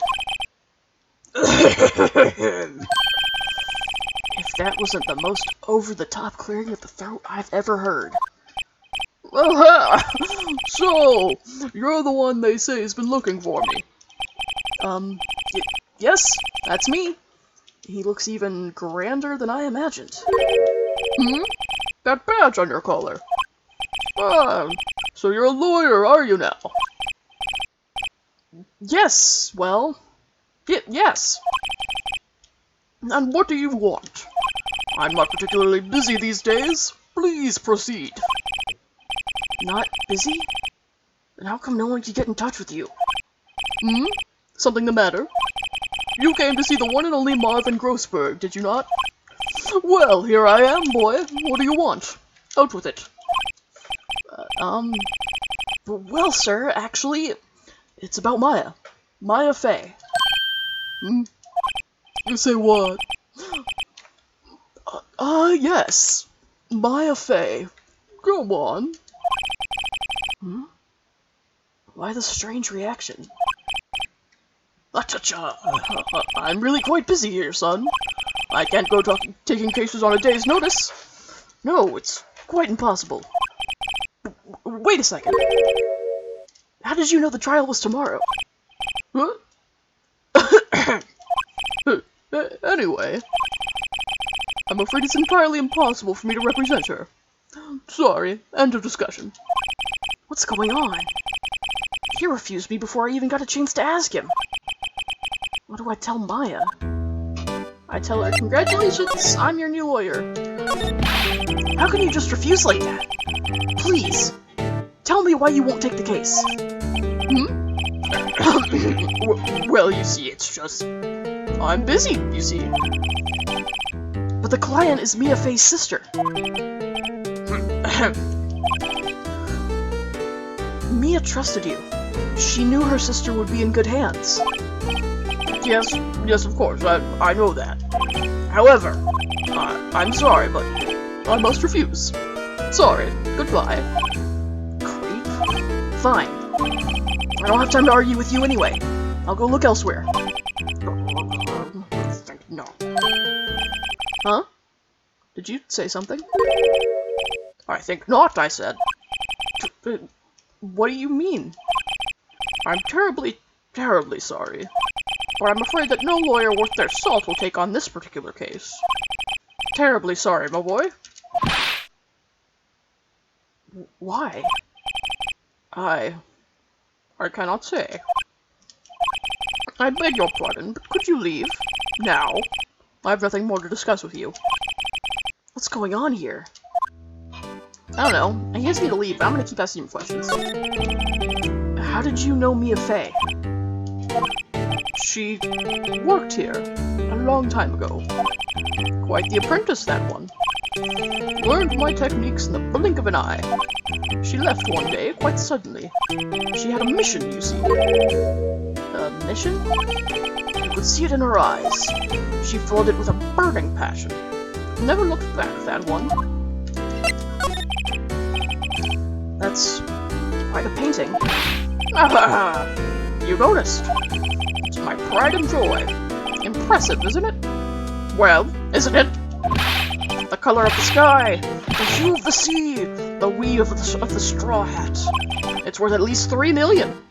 I have no intention of parting with it, of course. No, I won't sell it. Not even to you. I wasn't interested. It's not for sale. I'm not buying! Jeez. Okay. I don't have anything worth presenting him either. So, that's our cue to go back to Maya in the detention center and say, hey, looks like I'm the only option you have left.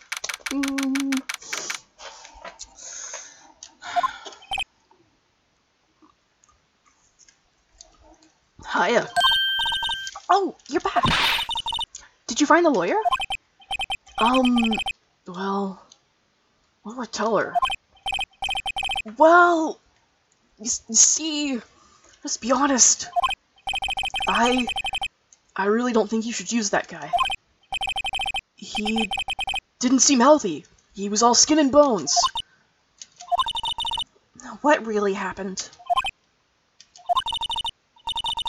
You don't mean he refused to help? I see. I've been abandoned then. Sweetie, no, you haven't. I'll take up your cause! What about your family? I only had my sister. My father died when I was very young. And I don't know where my mother is. Don't know? So she could still be alive. The women in my family have been mediums for generations.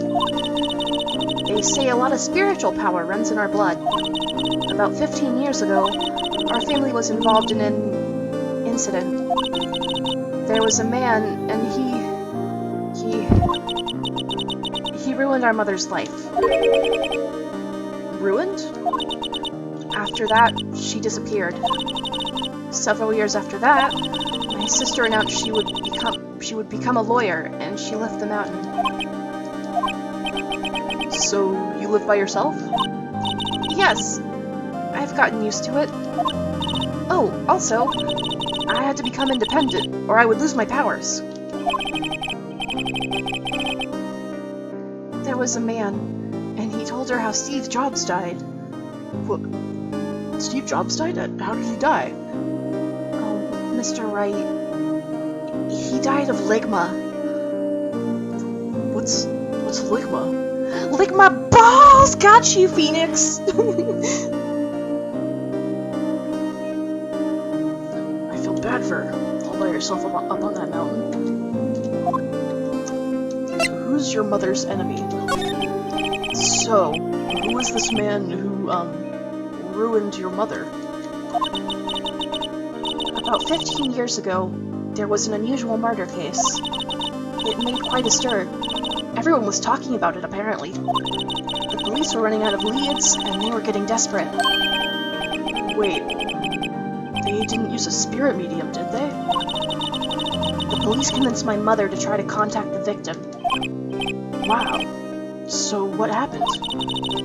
The case was solved. We thought. You thought?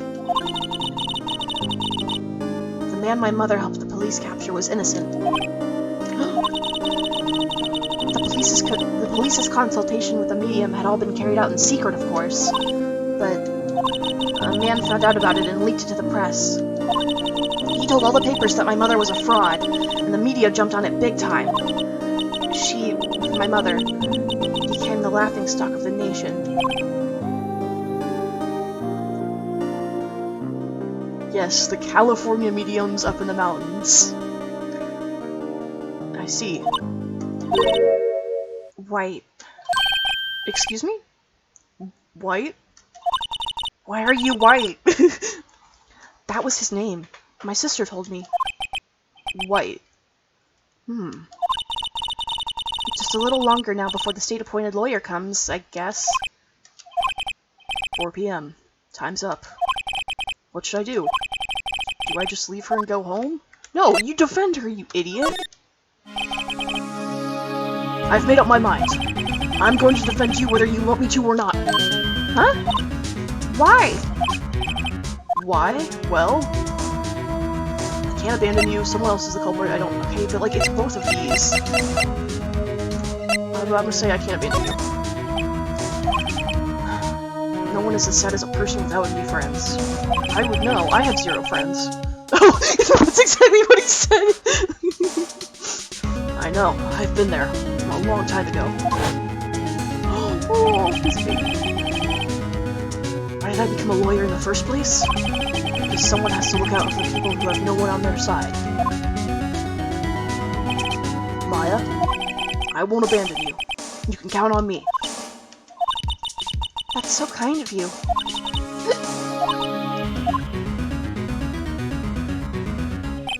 Well, let's write this one and get you out of here. Right. Thank you. She smiled at last. She looks like an entirely different person.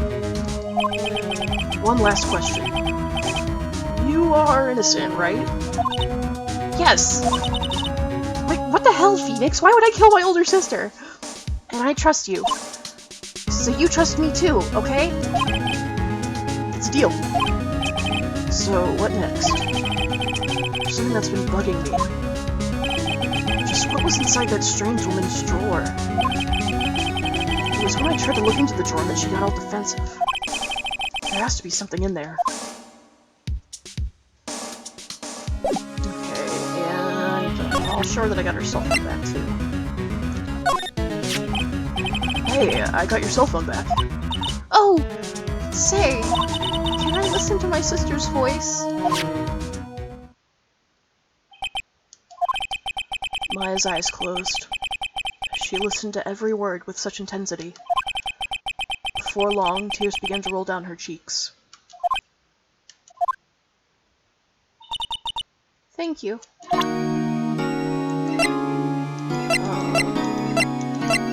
surely do this one. No reaction.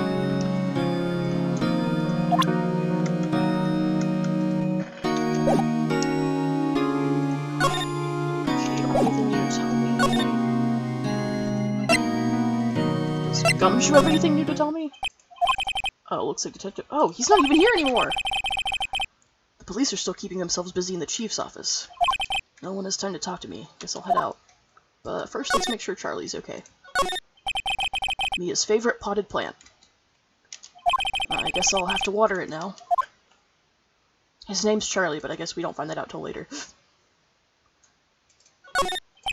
There's a horrendous amount of legal books here. Well, you are in a law office, so, like, I would fucking hope so.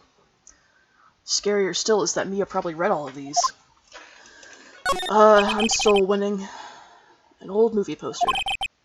Apparently, this was the first movie that made Mia cry when she saw it. I'll have to check it out one of these days. Okay. Where can I... God, do I need to go talk to April May again?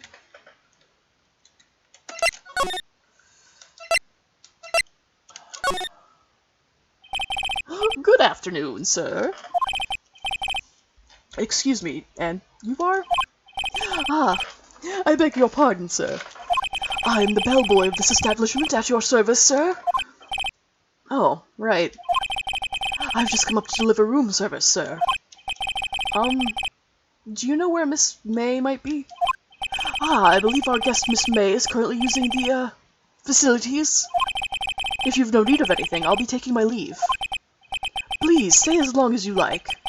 Enjoy. Yeah. Wait. No! Hey, come back here. Why does it seem like every time I come here, I end up embarrassing myself? Wait. Now's my chance to snoop around a bit. Ah, I almost forgot. Ah! You came back quick. Might I ask you to inform Miss May that there's a message for her? Please tell her that Mr. White of Blue Corp phoned. Oh, right. Sure. Mr. White of Blue Corp?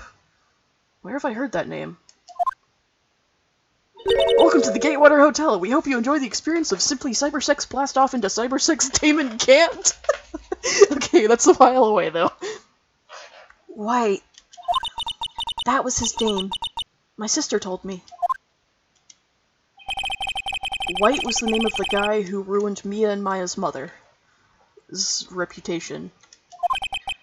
Could it be a coincidence? I doubt it. No such thing. In these games, at least. There's a screwdriver sticking out of that half-open drawer. Now's my chance to see what's inside. Huh? What do we have here? Wiretap? At the Gatewater Hotel? Oh no! What would a woman like her be doing with a thing like this? I don't know, tapping phones apparently? Like, what the fuck else do you do with a wiretap, Phoenix? Found in Miss May's hotel room. There's definitely suspicious about this Miss May. Why would she have something like this in her hotel room? There's a story behind all this, I know it. Alright. I'll be using this bit of evidence in tomorrow's trial, that's for sure. For Maya's sake. I'll get to this woman's bottom. Wait, I mean... You know what I mean. Oh, bellboy. Still there? Uh-oh, time to scram. I look forward to tangling with you tomorrow, Miss May. In court! Not in real life. Okay. So that's the first investigation chapter. I'm going to continue through the first court session, and that's where I'm going to stop it. So what we're gonna do the first court section, and then finish for the night.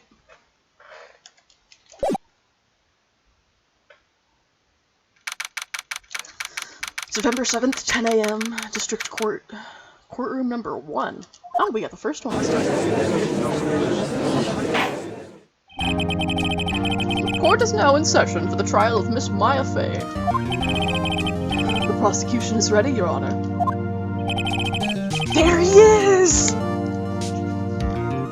The defense is ready, Your Honor. Miles Edgeworth. I'd better not show any signs of weakness today, or he'll be on me in an instant. Miles on me.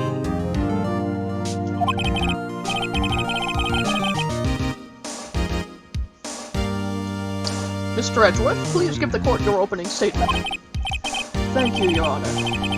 The defendant, Miss Maya Fay, was at the scene of the crime. The prosecution has evidence she committed this murder. And we have a witness who saw her do it. The prosecution sees no reason to doubt the facts of this case, Your Honor. I see. Thank you, Mr. Edgeworth. Let's begin, then. If we may call our first witness, Your Honor. The prosecution calls the chief officer of the scene, Detective Gumshoe.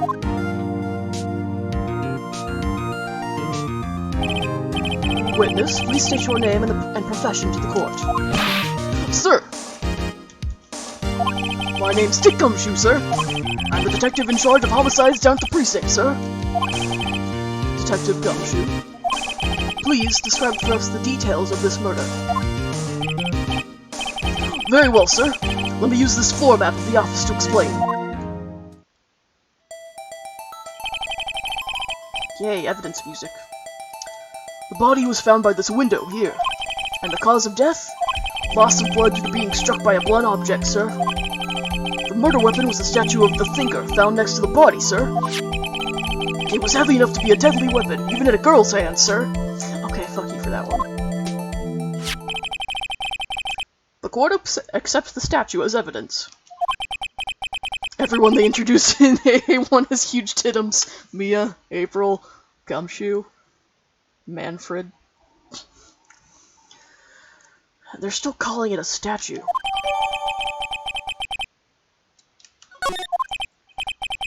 Now, detective. Yes, sir! You immediately arrested Miss Maya Fay, who was found at the scene, correct? Can you tell me why? Yes, sir! I had hard evidence she did it, sir. Detective Gumshoe, please testify to the court about this hard evidence. Sure thing, Unsims. This hard evidence. Maya Fay's arrest. As soon as the phone call came in, I rushed to the scene.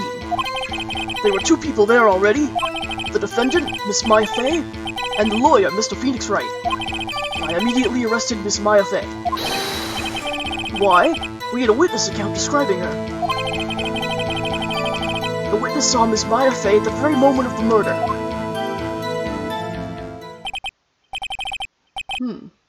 The very moment, you say? Very well, Mr. Wright. You may begin your cross-examination. Yes, Your Honor. Cross-examine what? I couldn't see a single contradiction in that testimony. Whoosh. Smack! Hey, Maya just threw something at me! She's sitting up in the gallery like, whoosh. What's this? When my sister couldn't find any contradictions in a witness's testimony, she would bluff it and press the witness on every detail. The witness always slips up and says something wrong. It worked lots of times. Huh. I should have expected Maya would know some of her sister's tricks. Alright, let's give this a try. Something the matter? No, Your Honor. I'd like to begin my cross-examination.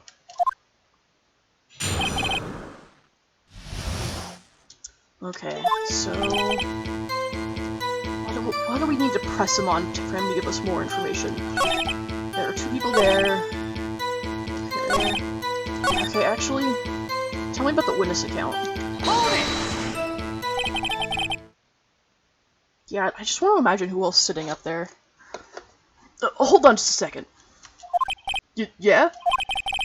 If I heard correctly, you said you arrested her because you had hard evidence she did it, correct? Huh? Did I say that? Did I do that? Me? I heard you say it! You did say it. You said it.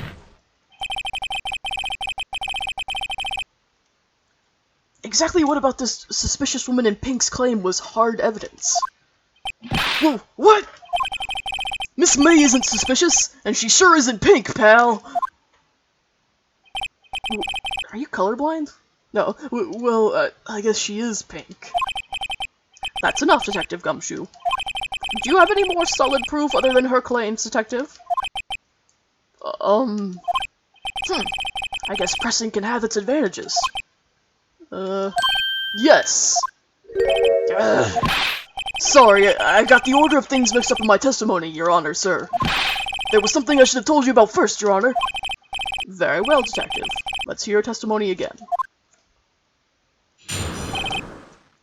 Testimony, hard evidence. After securing the suspect, I examined the scene of the crime with my own eyes. I found a memo written on a piece of paper next to the victim's body. On it, the word Maya was written clearly in blood. Lab test results showed the blood was the victim's. Also, there was blood found on the victim's finger. Before she died, the victim wrote the killer's name.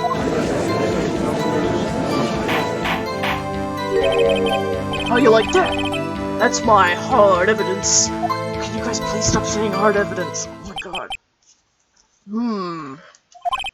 Good enough for me. Guilty. Before we begin cross-examination, I have a question for you, Detective. Your Honor? Why didn't you testify about this vital piece of evidence the first time? I know. I'm real embarrassed I forgot about it, Your Honor, sir. Try to be more careful. Very well, the defense may begin its cross-examination. Hard evidence. Okay.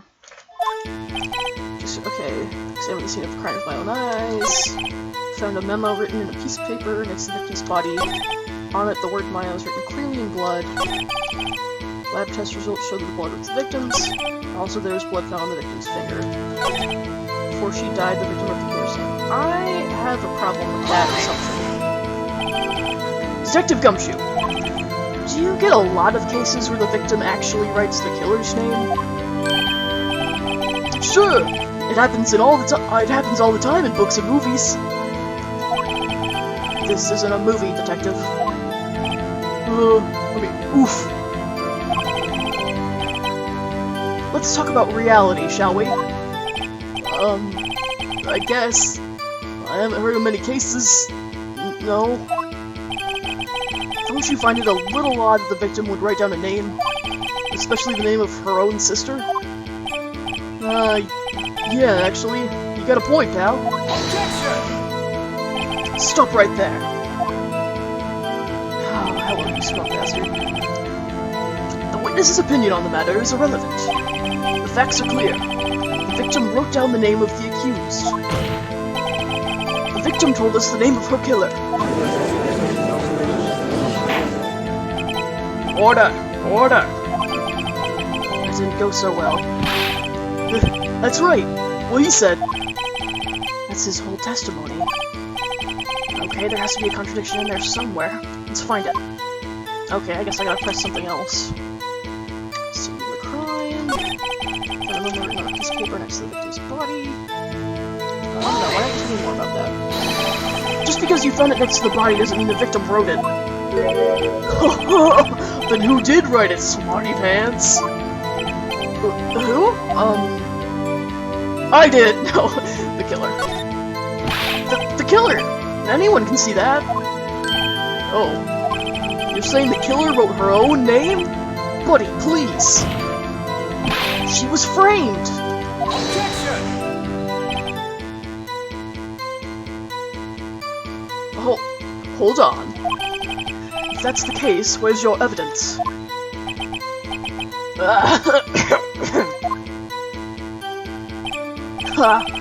I guess that was a bit of a tall order for you. Those without evidence shouldn't open their mouths, Mr. Wright. Yeah, pal. Well, detective, tell us what was written on the memo you found. Okay, Maya was written clearly in blood. I'm just gonna press everything, I guess. Do you have proof that it was Mia who wrote that? Of course I do, pal. Uh-oh. Oh, okay, that's because it was blood on her finger.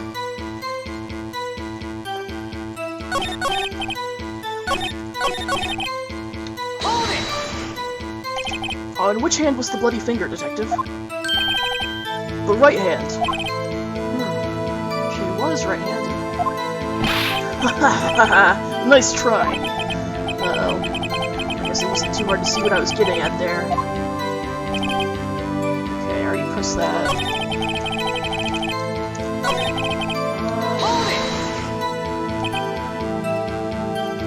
What kind of tests were these again? Huh? What kind? Well, I hear they take the, little bits in the blood, the, hermogoblins? Hermogoblin bobbin. I refuse to testify on this matter, pal. I'm no expert on blood tests. Yes, that was quite clear. You may continue with your testimony. Thanks, pal. I mean, Your Honor, sir. Detective Gumshoe. Yeah? I look forward to your next evaluation. As should you. Oh. That was a mess. Right, where was I? Okay, so what's the problem here? No, wait. Oh, wait, no, I know what it is. I know what it is.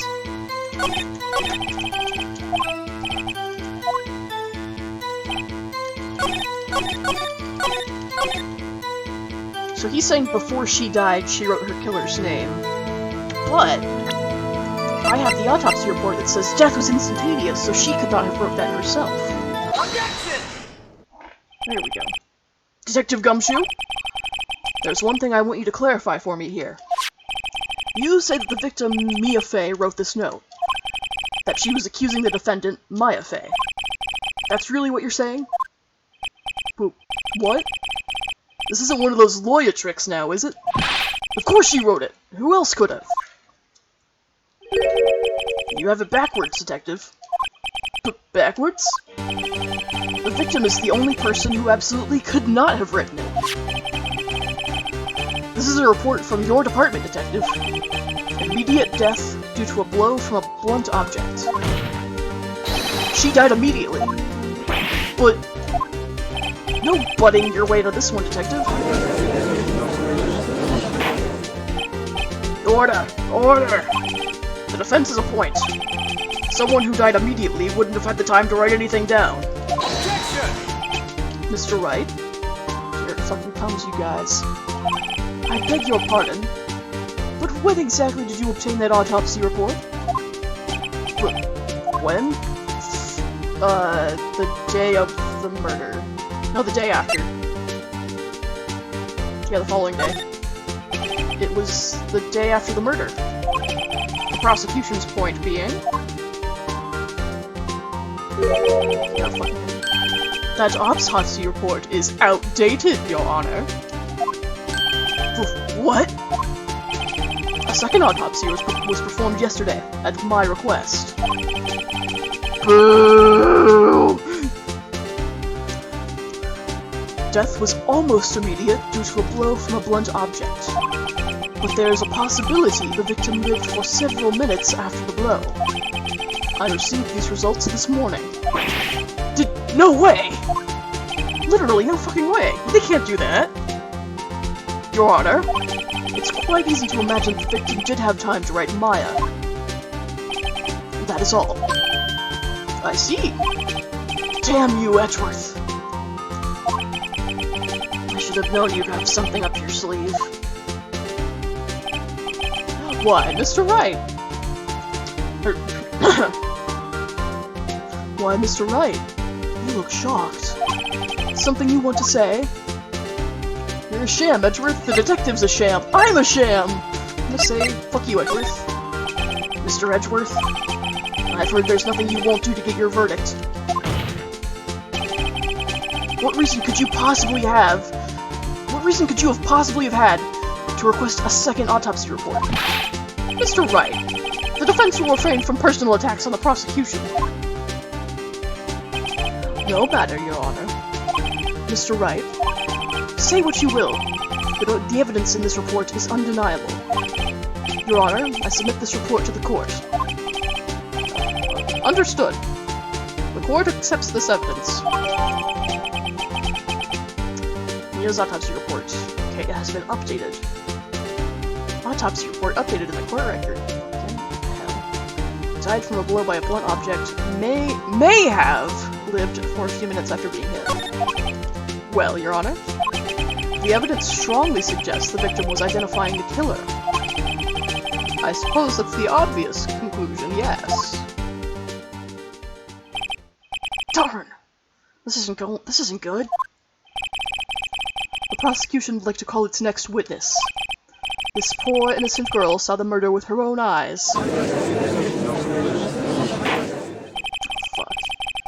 Let the witness, Miss April May, take the stand. Exactly what part of her is innocent? Oh, I think the cat girl part of her is pretty innocent. Witness, your name, please. April May. At your service. Wink. Oh my god, she's jiggling on the stand. Order! An introduction should not require any reaction from the crowd. The witness will refrain from wanton winking and jiggling. Yes, Your Honor. This is not good. She's already captured the heart of every man in this courtroom. Tell us, where were you on the night of September 5th when the murder occurred?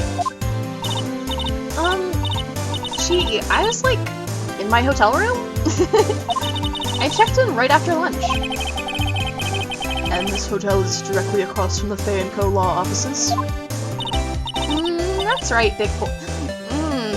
That's right, big boy. Please testify to the court about what you saw.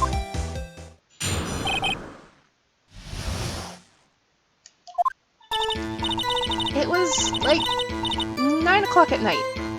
I looked out the window, you know. And then, I saw a woman with long hair being attacked.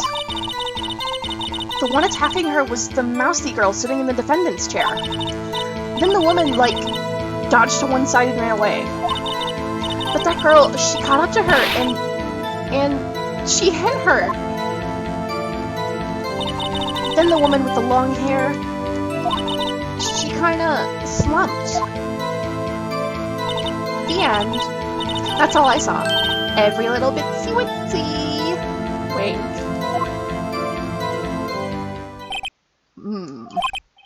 Well, Your Honor, I see. It is a remarkably solid testimony. I don't see a need to trouble the witness any— Wait, Your Honor! Yes, Mr. Wright?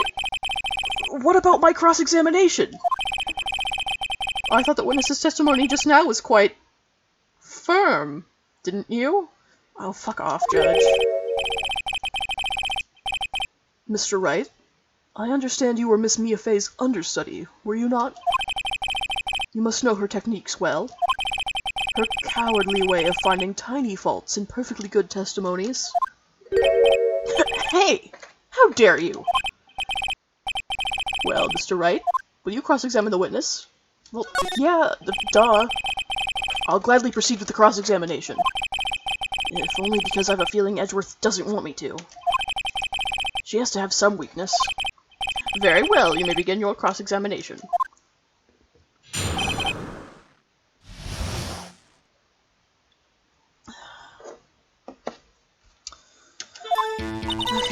It was like 9 o'clock at night. I looked out the window, you know. What's the autopsy report say? Oh, the autopsy report doesn't have a time of death.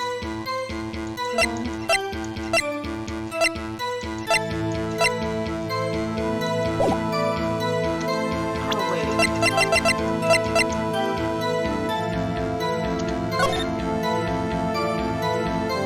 Okay, so there's only so much you can see into the office from that window. So there's probably something that she's gonna mention having seen that she could not have possibly seen. Someone with long hair being attacked. Master on the defendant's chair. Dodged one side, ran away. The girl caught up to her and she hit her.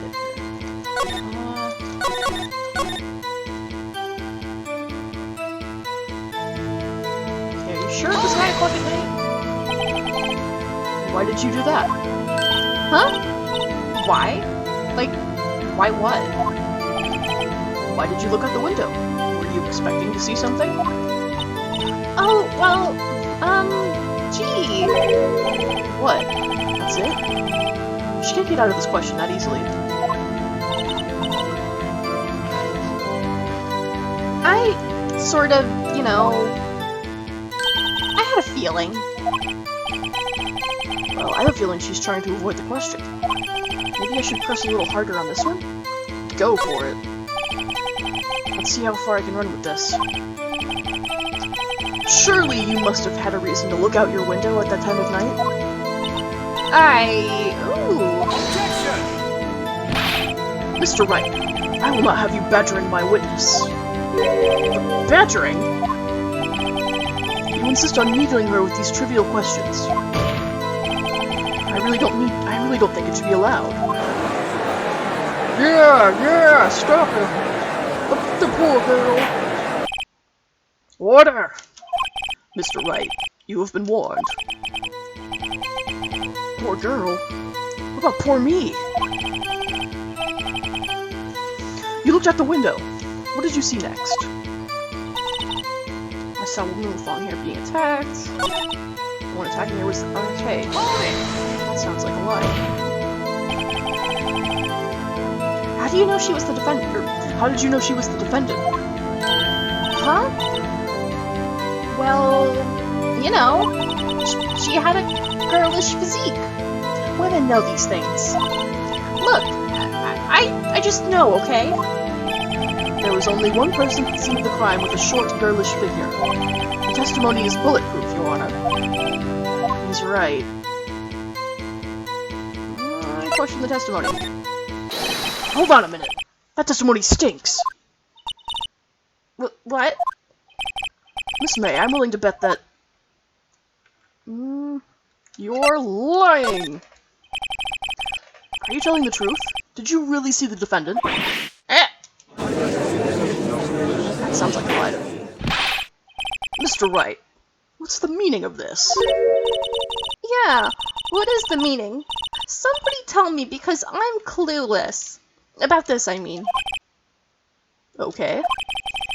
If you had really witnessed my client, Maya Fey, you would have noticed her clothes before noticing her physique. Huh? No one wears clothes like this on a daily basis, except her. Okay, so now you're gonna tear apart her fashion sense on the stand too? Class act, Phoenix. And I'm no expert on fashion, but her hairdo looks far from normal to me. However, the witness's testimony mentions neither of these things. The testimony is bogus. But... Still, we don't know if she was dressed that way the night of the murder. She was, Your Honor. I saw her. And so did Detective Gumshoe. What do you say to that, Miss May? Blah! What are you trying to say, you mean lawyer? I saw what I saw. I just didn't think all the trifling little details were necessary, darling. Miss May, the court would like to remind you to please omit nothing in your testimony. I'm sorry, Your Honor. I'll be a good girl, I promise. Wink. Your testimony again, if you would. Damn, I almost had her.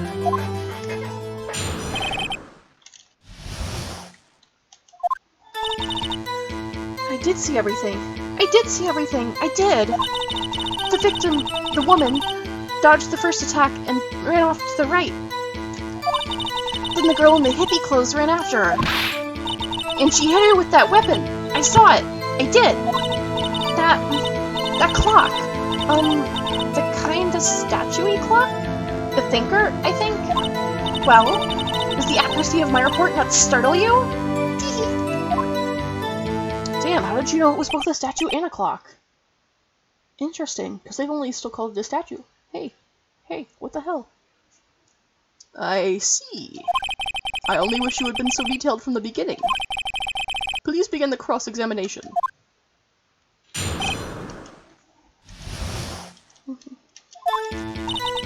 Okay.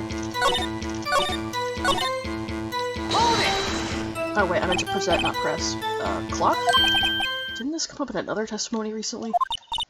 Well, don't look so sour, Mr. Lawyer. You can't win them all. No, but I have a feeling I'm onto something now. Okay, yeah, Okay, present... Objection! Miss May, what you said just now was quite revealing.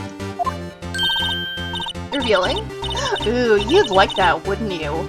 Naughty Mr. Lawyer. You just said that the statue of the Thinker is a clock. But there's no way of knowing that just by looking at it. Another person in much the same position as you recently called this a clock too. And he was found guilty of murder. Order! Order! Miss May, can you explain how you know this was a clock? Oh, Objection! The witness saw the murder with her own eyes. That's all that's important here. The defense is trying to confuse the issue with trivial concerns. Yes. Yes, of course. You will withdraw your question, Mr. Wright. Objection! What the fuck I will? But questions are all I have, Your Honor! And as you may recall, I've caught murderers with these questions before. Well, only once. Objection sustained. You may continue to question the witness. That was close. If he stopped me there, the trial would be over. huh? What? So, what happens now? What happens now is you answer my question. How did you know it was a clock? What? That's... because... I heard it? Yes, I heard it say the time. So, you've been to the law offices of Fay & Co. Company. No, hey, I didn't say that. Why would I go there? That place sucks. I heard it from my hotel room.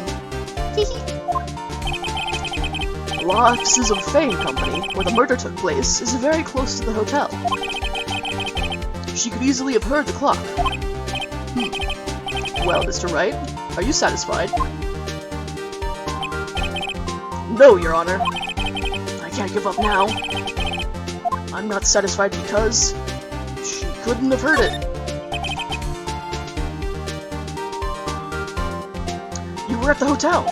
There's no way you could have heard a clock go off in the building next door. Objection! You have proof that she could not?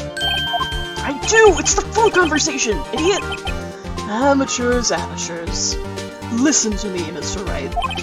In the courtroom, proof is everything. Without it, you have nothing. You are nothing. Then I would like to propose a test to see if she really could have heard. The prosecution denies your request. What? On what grounds? This is a trivial matter with no direct bearing on the case at hand. Indeed. Objection sustained. Damn. Time to switch directions. Quick. No, I want it. It couldn't have rung because there's just papers in it. Your Honor, members of the court, it is inconceivable that the clock in question rang, because it's empty. That clock is missing its clockwork.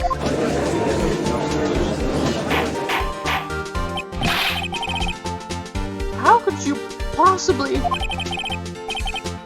Just take a look, right now. Oh! See anything interesting, Your Honor? It is as the defense says. This clock is missing its clockwork. It's quite empty. Mr. Wright, would you try to explain to the court the meaning of this? It is, as you can see. The clock was empty. It couldn't have rung. Therefore, this witness is a big, fat liar. Fat? Well, Miss May? Tell you what, Mr. Wright, the only fat part of me is the titty. Tisk, tisk. Quite a show you've put on for us, Mr. Wright. He knew the clock was empty. Somehow, he knew. I'm afraid you've forgotten one thing, however. Indeed, the clock is empty.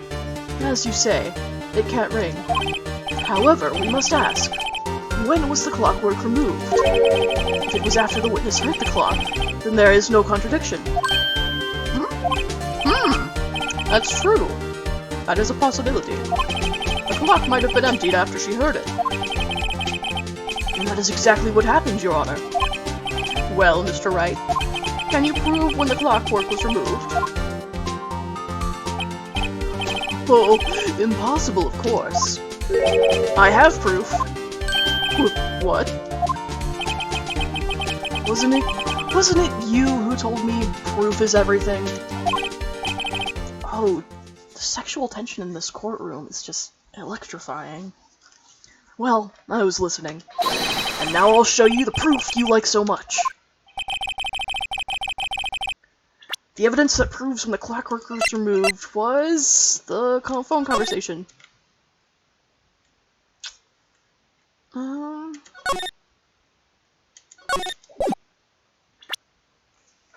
Take that! Take a look at this.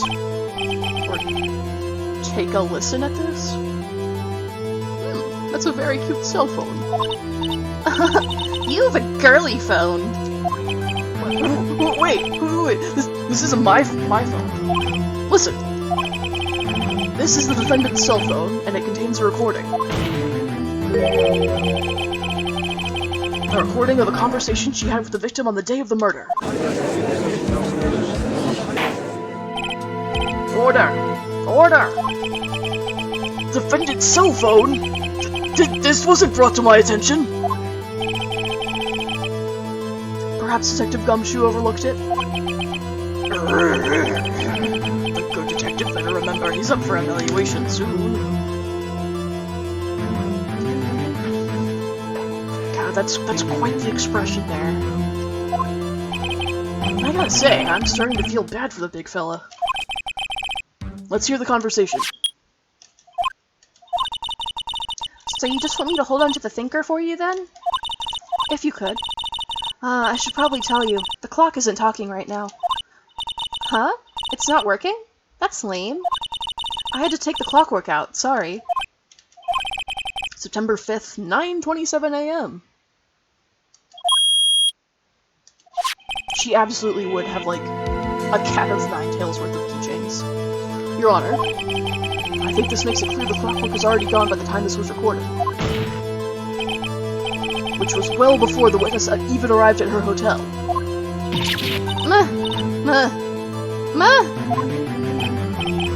Well, Miss May, would you care to explain this to the court? Just how did you know the weapon was a clock? Well, isn't it obvious? I saw that clock before. What story is that again? I go to so many. Oops, I forgot. Wink. So the witness had seen it before. That would make sense. No, except no, it fucking wouldn't, because that was custom made by Mr. Harry Butts. The witness claimed she had seen it before. But this directly contradicts a piece of evidence already submitted to this court. Well then, let's see it. Please produce this evidence that will prove the witness has not seen the clock before. Made by Larry Butts. Take that! It's simple. This clock was never in any store, ever. What? A friend of mine made that clock. Only two exist in the world. And the one that isn't here is in police custody. Impossible! Everything is sold in stores. Miss May, I think it's high time you went shopping for a better excuse.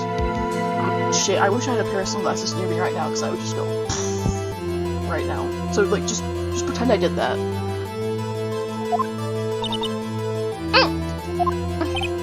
Oh?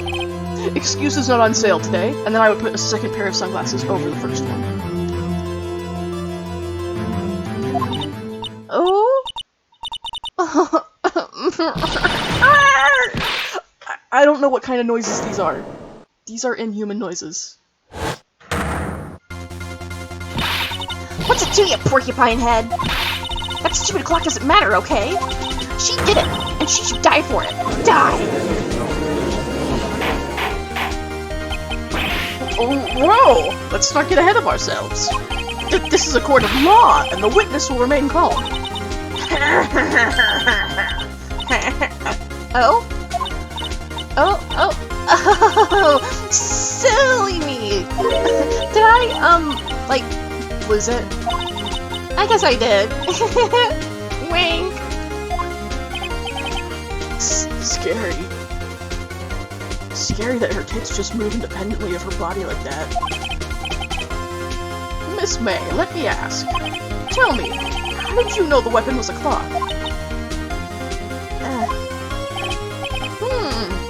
Oh dear. Does the defense have an opinion on this behavior? Okay, this is it. Yes, Your Honor. Allow me to explain how I see the truth of the matter.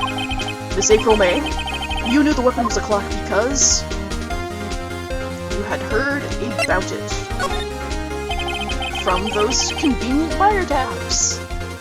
The witness had never held the clock in her hand. However, she had heard that it was a clock.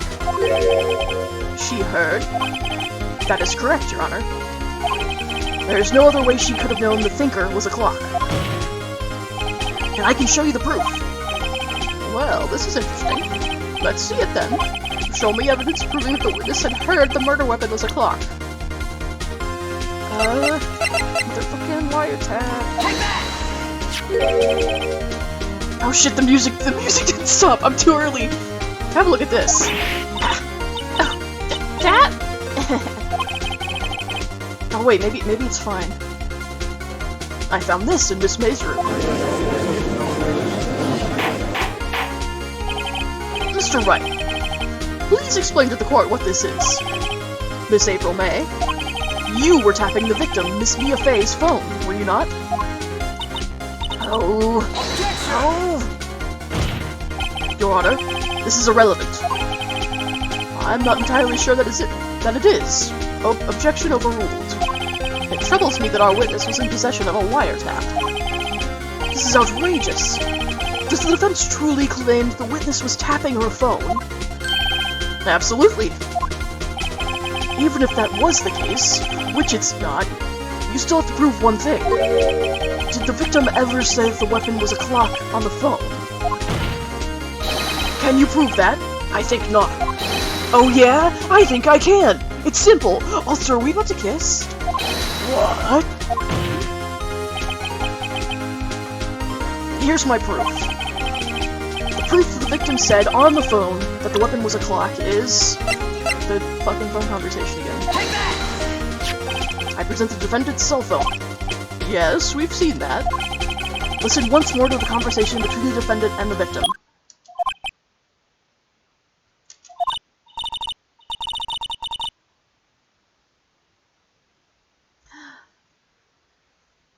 Mia, what's up? You haven't called in a while. Well, actually, there's something I want you to hold on to for me. Again? What's it this time? It's a clock. It's made to look like that statue, the thinker, and it tells you the time. Miss April May, you used a wiretap to listen to this conversation. That's how you knew the thinker was a clock. Am I wrong? Objection!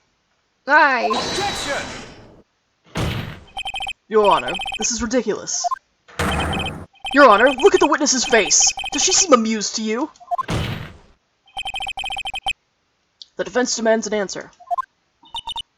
What the fucking kind of sound is that? Witness, answer the question. Did you tap her phone? Miss May. Shut up, all of you! What gives you the right to talk to me like that? You lawyer!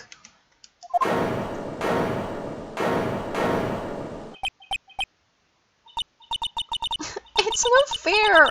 All of you are ganging up on me like that. Oh, so I'm the bad girl, is that it? Is that it? That did it. The court's seen the real Miss April May now. Now to deal the final blow.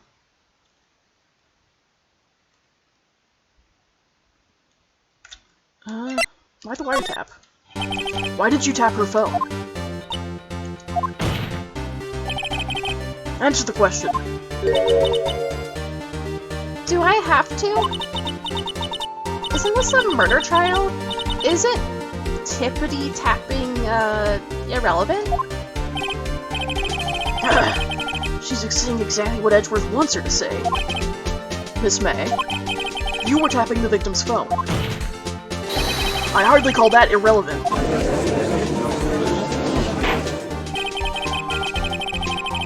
While this court does not condone the defense's tone of voice, he has a point. Well, Miss May, do you have an explanation for the court? Can you prove that you had nothing to do with this murder, even though you tapped her phone? Ha! I'd like to see her pull that off. Mr. Lawyer, I saw that evil grin. You were probably thinking, I'd like to see her pull that off, weren't you? Damn. She's good. So you're just like... Well, you're not the first man who's thought that. And of course, I can. And will. You can't be serious. No way. Way, I say. Way! Oh, and I assure you, I'm serious, Mr. Lawyer. Okay, so the killing happened around 9 at night.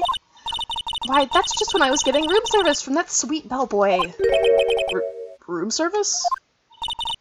Iced coffee, I believe it was. At 9 p.m.? Iced coffee? You know, like normal coffee, but cold. If you don't drink it quick, the ice melts, and then you have regular cold coffee. Iced coffee? Think I'm making this up? Ask the bellboy. Wink. Ergo, the witness was not on the scene at the time of the murder.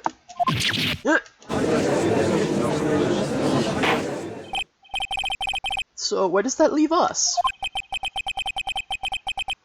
It is my great displeasure to inform you that the witness appears to have been tapping the victim's telephone. However, that is a separate crime with no bearing on the current case whatsoever. Her testimony stands.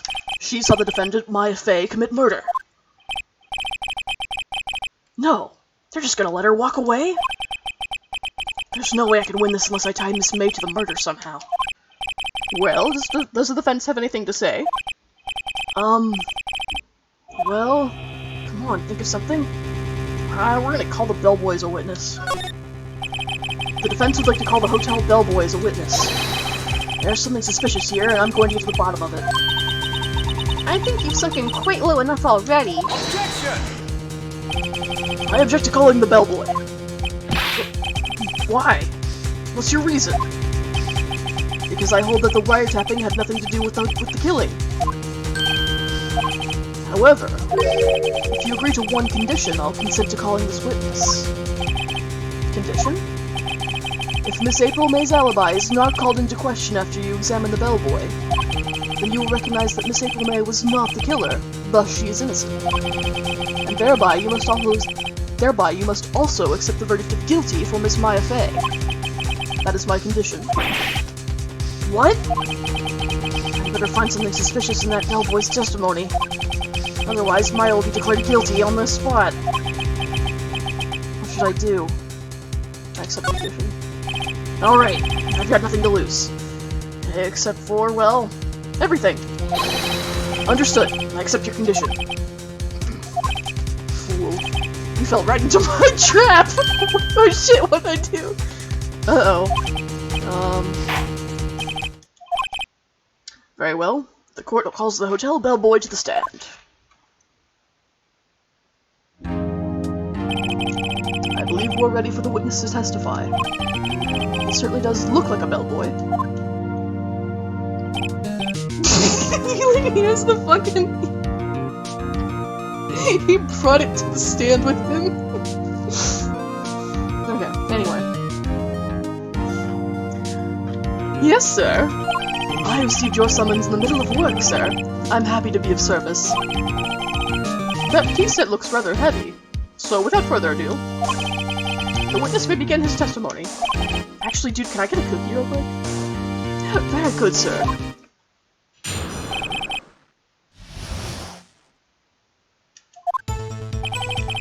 I am the head bellboy at the fine Gatewater Hotel, in business for 4 generations. I believe I received a call after 8 in the evening from our guest, Miss May. She asked for an iced coffee to be brought to her at 9, on the dot, sir. I brought it to her at precisely the requested time, of course, and then spent a good few minutes ogling her titties, apparently. And I delivered the iced coffee to our guest, Miss May, herself. I see. The defense may begin its cross-examination.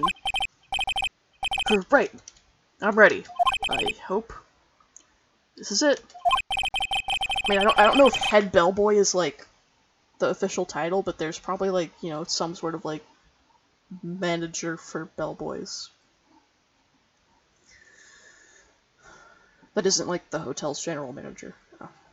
If I can't prove Miss May was involved with the murder now, mine will be finished. Okay, so what we have to do here, maybe not specifically on this testimony, but it's... I have to connect him saying, hey, there's a message for Mr. Red White from Blue Corp for Miss May, to Maya telling me about how Mr. White was the one who ruined their mother's life. I have to connect those somehow. Hold on a sec. Alright. Okay, I'm the head bellboy. Okay, I'll have to call that. Received a call from 8 in the evening from our guest. She asked for an iced coffee to be brought to her at 9 on the dot. That's odd. Hold it! 9 on the dot, you say? Yes, I confirmed that detail several times. She was watching a program on the TV and wished to drink after she finished, sir. 9. The time of the murder. Okay, brought it to her precisely at the requested time. Hold it! Like, to the second? Precisely 9 o'clock then? Precisely, exactly, and most definitely, sir. 9 p.m. How can you be so sure? Miss May was quite insistent that it be brought then. Oh, bellboy. Teehee. I'd like iced coffee exactly at 9 o'clock. Something like that, sir. Therefore, I knocked on her door at the crack of 9, sir. The crack of 9? Why would she be so particular about that time? Okay. Hold it! What did you notice when you delivered it, though? You were sure it was Miss April May herself? Absolutely, sir. Absolutely? Yes, sir. As in, so very absolutely, sir. It's an endearing mannerism of mine. How come you're so very certain? Well, when I brought the room service, sir, the guest, sir, favored me with embrasser, sir. Embrasser? Is that French for embrace? It's French for kiss, sir. But not a French kiss, sir. More of a peck on the cheek. Why would she have done that? I believe perhaps she was momentarily swayed by my prim demeanor, sir. It was a moment I shall never ever forget, sir. Sounds pretty fishy to me. I think our Miss May was up to something and wanted the bellboy to remember her. It's no good. There's nothing there. Is that it? Tisk tisk. Finally, you understand. This bellboy has absolutely no reason to lie. Now, if you have any decency, you will end this rather tedious cross-examination here. It was a bit tedious. The witness may leave the stand. I can't let this happen, can I? Protest. Wait! Please wait! Yes? Does the defense have something to add? One last question. Let me ask one last question. Objection! Your Honor, I must object. This charade of justice has gone on long enough. Now, Mr. Edgeworth. Alright, Mr. Wright, I'll give you one more question, that's all. Okay. This is really it now. This is my last chance. What do I ask him about? Check-in. Tell me about check-in. Tell me about when you checked in Miss May.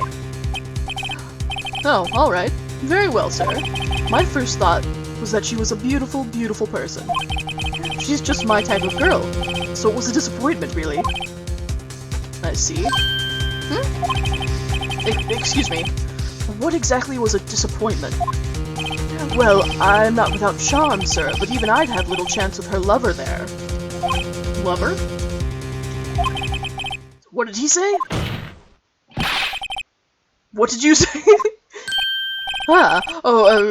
Rather, quite.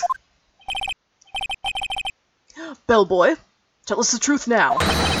Did Miss May check in with another person? Objection! I object. That was objectionable.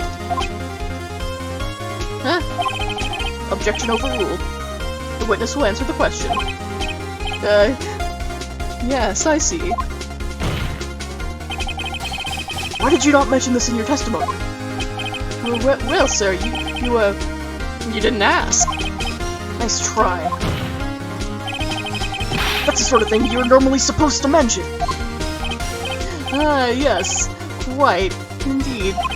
It was the, good barrister there, Mr. Edgeworth, who...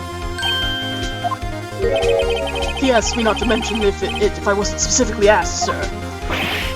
Oof! You fool! I've done it! I've won! Miss April May checked into a twin room with a man. Correct. Yes, sir. Then, when you brought them room service, you didn't see that man in the room? That's right, sir. Your Honor, we have just learned of another person involved who may have been the murderer. In light of this new fact, I hold that it's impossible to judge the defendant. Wouldn't you agree, Mr. Edgeworth? And who, Mr. Wright? Who is this other person? Simple. It was... the man with April May. The man who checked in with Miss May. Ugh. Your Honor, as has been previously revealed, Miss April May was tapping the victim's phone. Yet Miss May herself has an alibi at the time of the murder. However, that does not clear the man that was with her. The bellboy saw no one else in the room at the time of the murder. My, what a convenient little setup. But it's too late. Too late? I suppose you'd like it if it was too late, wouldn't you? After all, it was you who hid the presence of the other man from this court.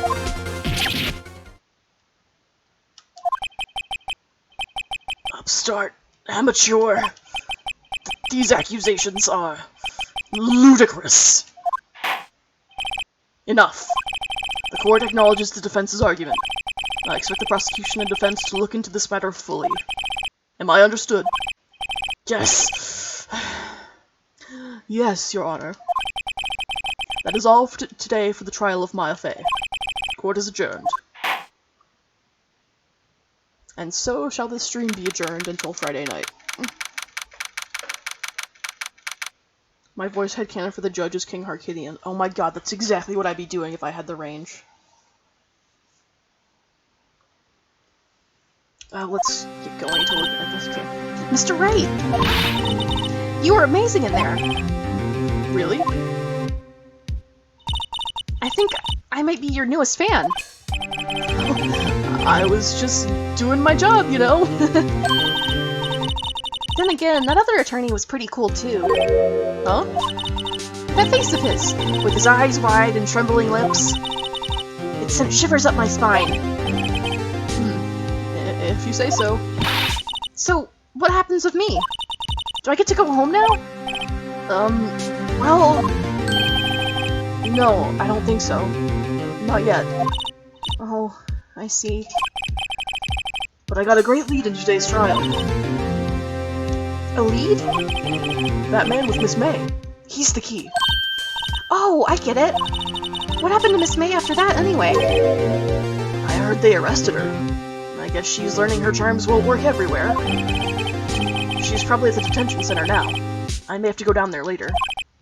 Anyway, this case is far from closed. Yes, sir. I'm going to find out more about this man. Do you think he was the one who... Maybe so. says... Don't worry. I'll find you by tomorrow, I promise. I'm counting on you. Alright, I can't let Maya down. I asked for a full record of April May's testimony. I thought it might come in handy during the trial tomorrow. But now that I have it, I'm not so sure. Most of her testimony was all lies. In fact, there's only one part that hasn't been stricken from the record. Okay, literally, out of everything she said, there's only one sentence that they decided to keep as an accurate record. Victim dodged an attack that ran to the right, then ran to the right, but she was caught and struck. That's all. I don't know how much good this will do me at all, now. Anyway, time to hit the pavement and do some investigating. Maya doesn't belong to the detention center, and it's up to me to set her free. Alright, and now that is where I will leave you all till tomorrow. So that's like the first half of this case.